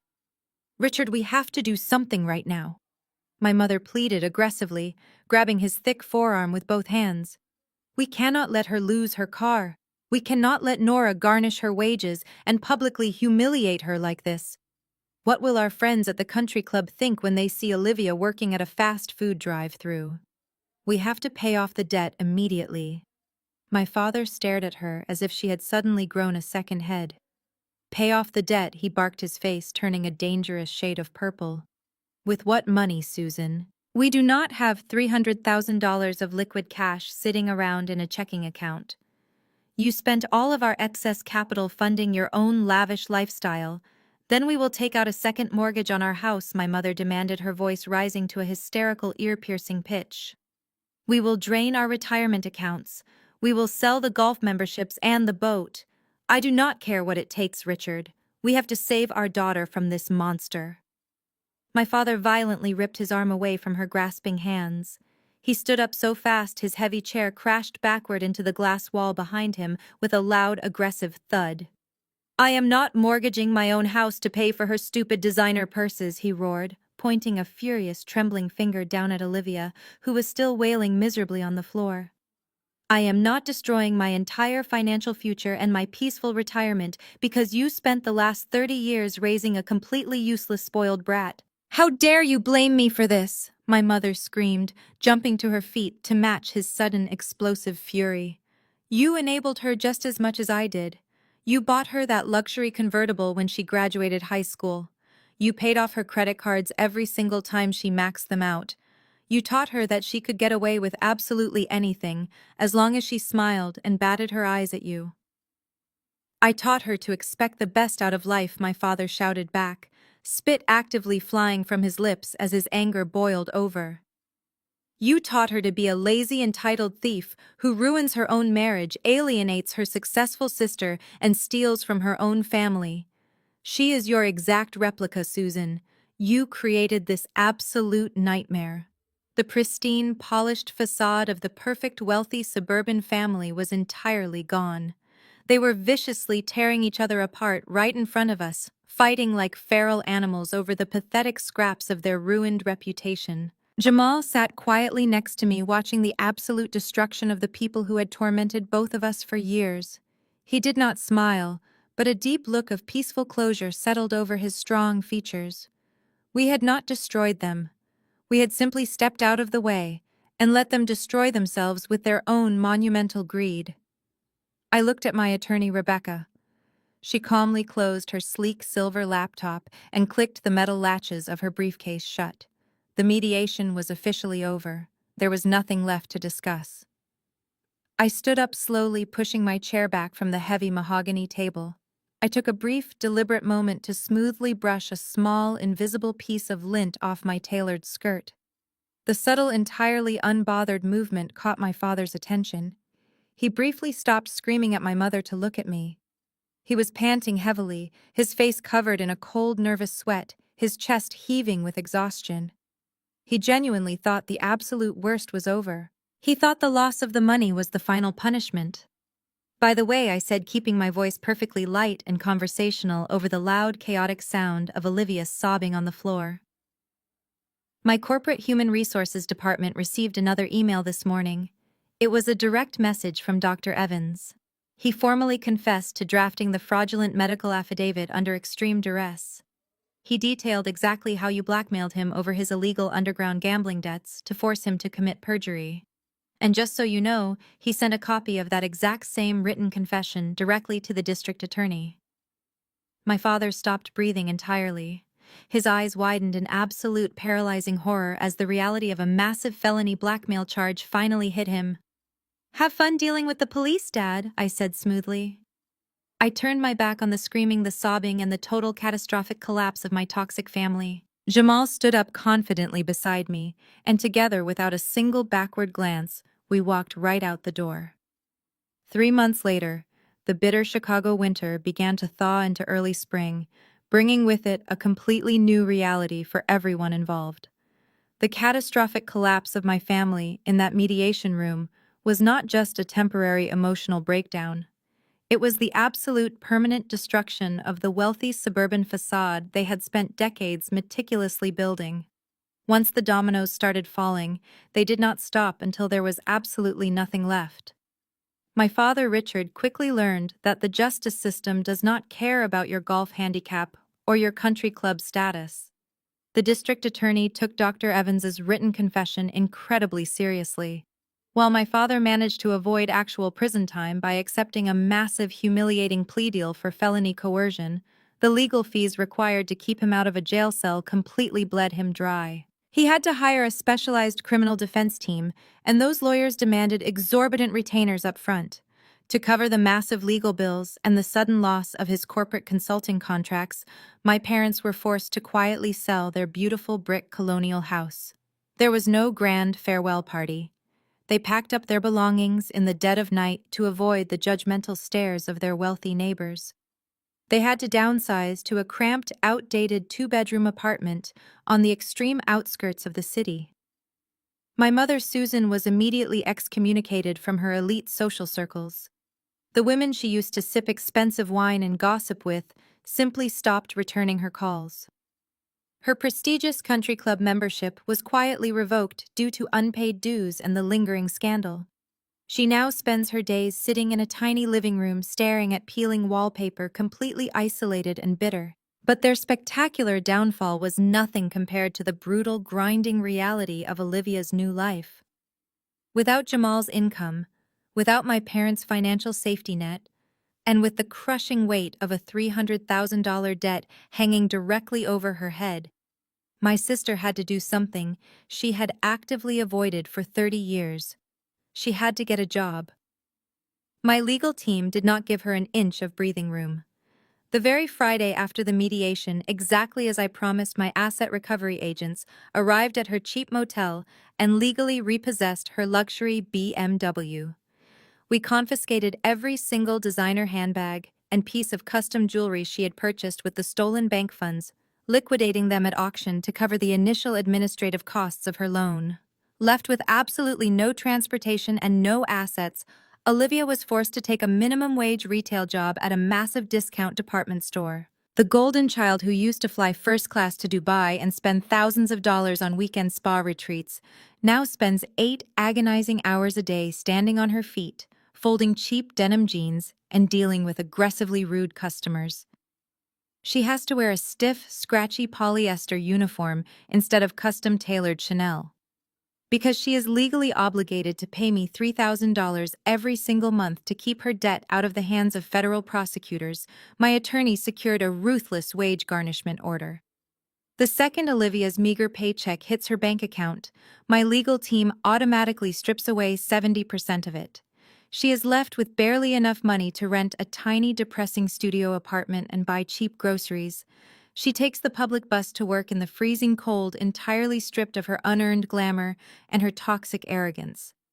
One rainy Tuesday afternoon, exactly 3 months after I walked out of that law office, my cell phone screen lit up. I was sitting at my large mahogany desk in my new corner office reviewing a highly successful quarterly report.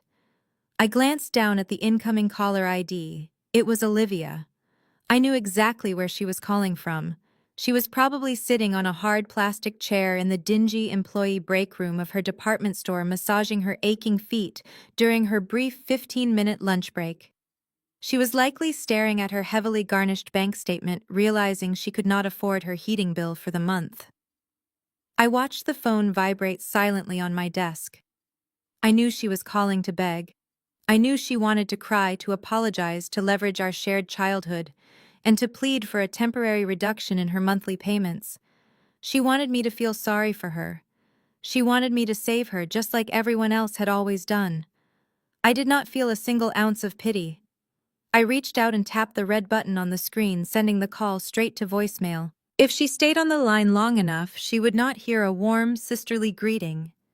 She would hear a crisp, highly professional automated recording directing her to leave a message for my legal billing department. I placed my cell phone face down on my polished mahogany desk, completely blocking out the pathetic reality of my sister's desperate voicemails.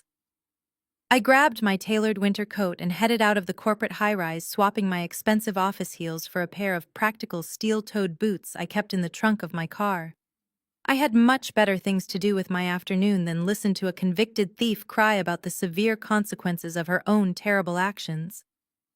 I drove out to the exact spot where this entire nightmare had started, the Oak Creek Historical District. But the property did not look like the quiet, decaying residential estate my grandmother had left behind. The old brick house had been carefully and respectfully demolished weeks ago, the salvageable materials donated, and the debris responsibly cleared away to make room for the future. The air now smelled intensely of freshly turned earth diesel exhaust and wet concrete. Heavy machinery roared to life, their engines echoing powerfully across the massive empty lot. Jamal was already there, standing near the center of the highly active construction zone. He wore a bright yellow hard hat and a neon reflective vest over his crisp, tailored shirt, looking completely in his element, directing the organized chaos.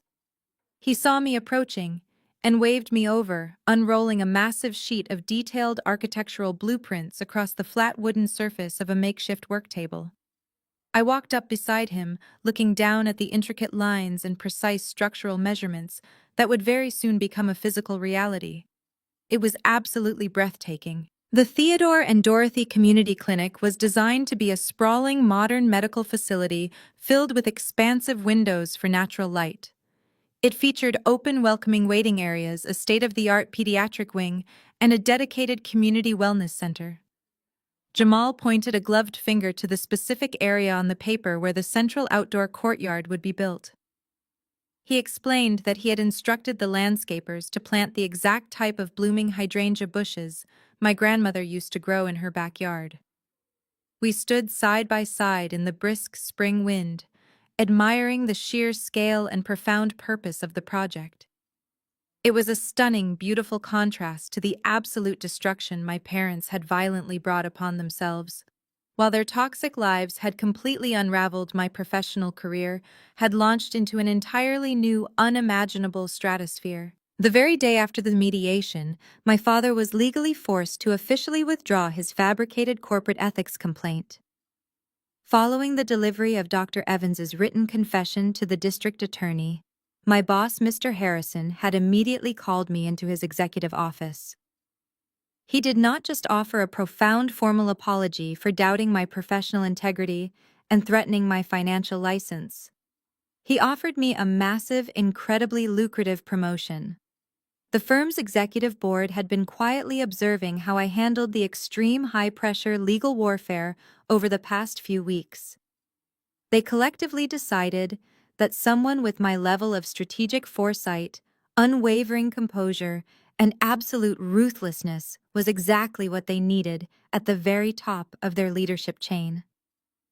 I walked out of that office as the newly appointed senior managing director of the firm, complete with a beautiful corner office and a highly aggressive compensation package. Even the wealthy tech startup clients from that disastrous ruined lunch had returned. They had heard the quiet rumors traveling through the tight-knit financial grapevine about how I had single-handedly dismantled a massive fraudulent extortion ring without ever losing my cool. They respected that kind of cold, calculated power, and they eagerly signed a massive multi-million-dollar portfolio management contract with me the very next week. A loud mechanical siren briefly interrupted my thoughts, echoing across the busy job site. A line of massive, heavy-duty cement trucks began slowly backing up toward the deep, precise trenches carved into the dark earth.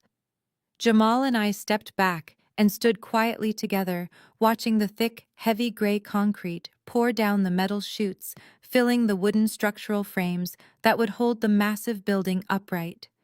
It was the absolute, undeniable beginning of a completely new chapter for both of us. The toxic dead weight of our shared past was gone, replaced by the solid foundation of our own making.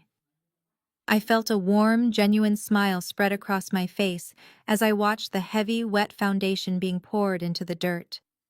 I took a deep, refreshing breath of the crisp spring air, feeling lighter than I had in over 30 years. I looked at the blueprints, and then at the rising concrete, finally realizing the ultimate truth about life. True legacy is never simply inherited, it is built. As I watched the cement trucks pull away from the site, leaving behind the solid gray foundation of the new clinic, I felt a profound sense of closure. The war was officially over. I drove back to my quiet apartment that evening, poured myself a glass of expensive red wine, and finally allowed myself to truly reflect on everything that had happened over the past several months. For my entire life, I had been cast in the role of the family scapegoat. I was the designated punching bag, the reliable backup plan, the daughter who was expected to quietly absorb the abuse and foot the bill, while everyone else received the applause. But standing in the aftermath of their absolute destruction, I realized that being the family scapegoat is actually a hidden blessing. It forces you to build your own strength because you know no one is coming to save you. For 33 years, I had been aggressively conditioned to believe that family was an unbreakable, sacred bond. Society constantly feeds us this dangerous narrative that blood is thicker than water. We are told that we must automatically forgive our parents and siblings for their horrible trespasses, no matter how deeply they cut us, simply because we share the same DNA. But that is a massive manipulative lie. It is a toxic narrative specifically designed to keep abusers in power and to keep victims firmly in their place. My parents and my sister weaponized the concept of family. They used it to demand my money, my silence, and my total submission. They genuinely believed that because we were related by blood, they possessed an automatic, undeniable license to extort me without facing any real consequences. I learned the incredibly hard way that blood does not make a family. Respect makes a family. Loyalty makes a family. Unconditional support, mutual care, and fundamental human decency make a family. Jamal and I shared absolutely no genetic connection, yet he stood firmly by my side in a freezing parking lot when my own parents actively tried to destroy my life. My grandmother saw straight past the rigid entitled hierarchy of her own son and chose to leave her legacy to the only two people who actually treated her like a human being. Do not ever let anyone convince you that you owe them your sanity or your savings account just because you share a last name. If a relationship requires you to constantly set yourself on fire just to keep someone else warm, that is not love, that is parasitism. To the women listening to this right now, I want you to hear this loud and clear.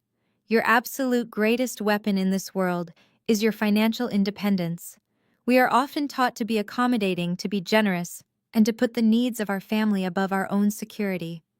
We are told that caring about money is cold or calculating, but money is not just a tool to buy designer bags or expensive cars. Money is armor.